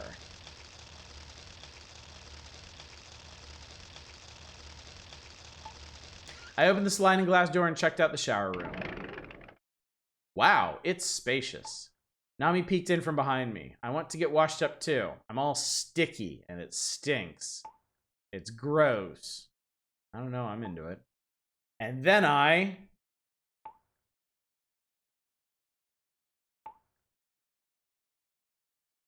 oh, fuck that. I made sure the shower was working. A shower should be no problem, Nami. I made sure the shower was working. No. And then I'll go and get our change of clothes from the bag, okay? By yourself? Nami sounded worried. I don't want to be here in this big shower all by my... Okay. She couldn't possibly mean that she wanted us to shower together. Could she? You can just lock the door. Thanks. Go and get it then.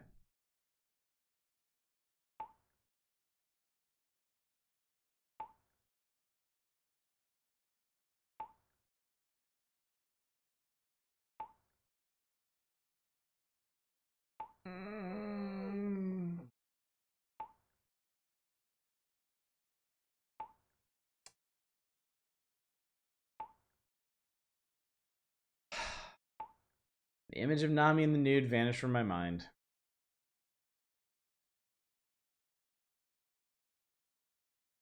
Hey, it's the guy who made that game for you. I was just wondering why you didn't return any of my calls. I rushed back to the entrance hall and brought back our bag from there. I spoke up by the sliding door. Anything weird happened while I was gone? No problems here.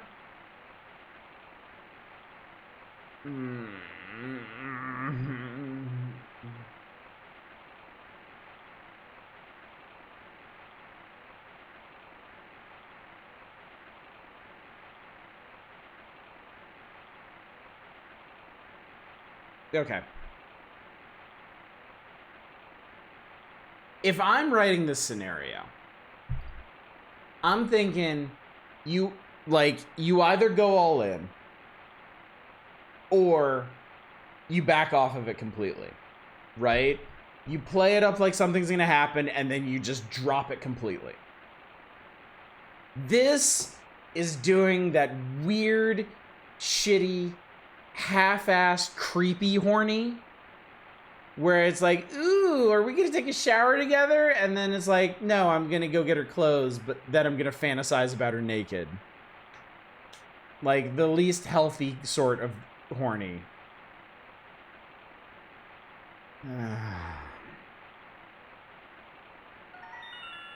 Ah! Oh god, is she dead? That startled me. It was the scream of a...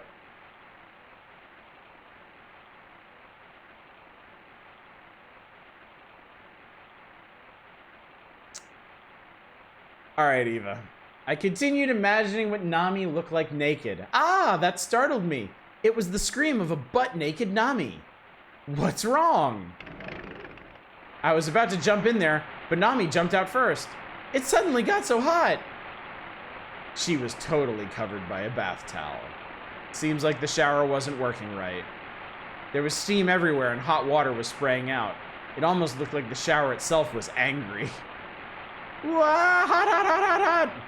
I couldn't even bring myself to get close enough to adjust the temperature. They should have a boiler in the basement. I'll go look for it. I hope you fucking die. Okay, I'm gonna stop here. Normally, I would assume that this is where something scary is about to happen, but we have gone so long with everything just being completely mundane and disappointing that I can't even be sure of that. So how the hell do I... Okay, so that's how you go back. How do I not play this anymore? Surely you're not supposed to play this all in one sitting. Start and select don't do anything. Top buttons advance the text. That goes backwards. That goes forwards. That jumps back to the beginning. Otogiriso means open house inspection. Yeah, I don't know if there's any way to save this game or whatever, but I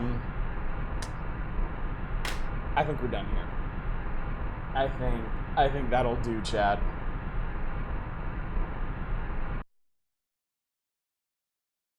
Maybe it auto-saves periodically. I don't fucking... Oh, I had such high hopes, chat. I had to enter a combo in order to save. No way to save this game in more than one sense. Tragic. Tragic. I mean, it's still an interesting game. It just... It had a very gradual downhill slide there.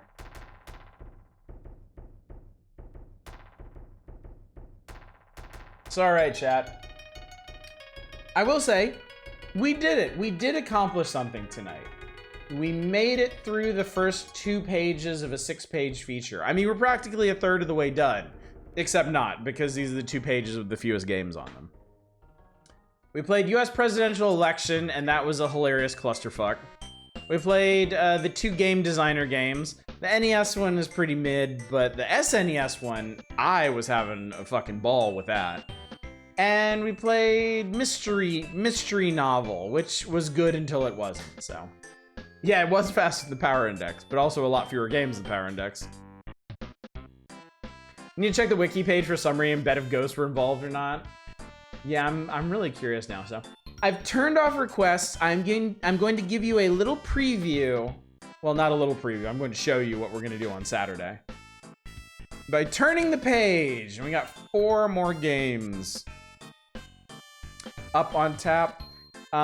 Except not really. Because unfortunately, I can't play the Barcode Battler. We can play Fire Emblem, we can play Pachinko, and we can play Mindseeker, though I'm not sure how much I'm going to be able to hone my psychic abilities when it's all in Japanese, so. Hilarious Clusterfuck sounds pretty accurate for US election, doesn't it just? So yes, we're going to be right back here on Saturday. No, I can play Fire Emblem, I can't play Barcode Battler, because it is dependent on the barcode reader.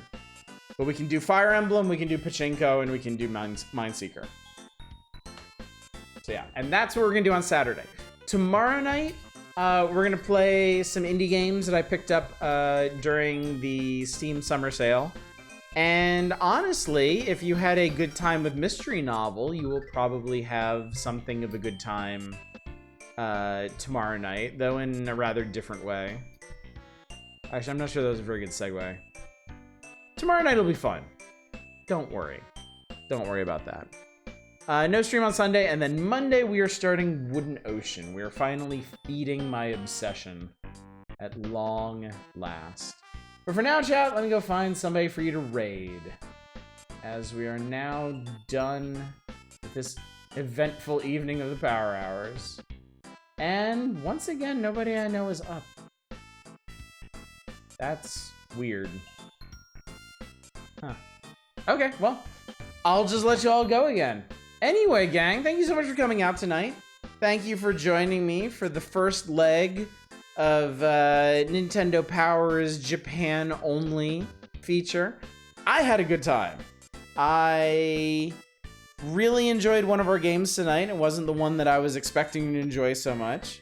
I had a really good time with the other stuff that we were screwing around with. So yeah, big success, I would say. Hopefully, I will see you all out tomorrow night for some indie gaming of a mysterious nature. But until then, as always, y'all take care. Bye, everybody.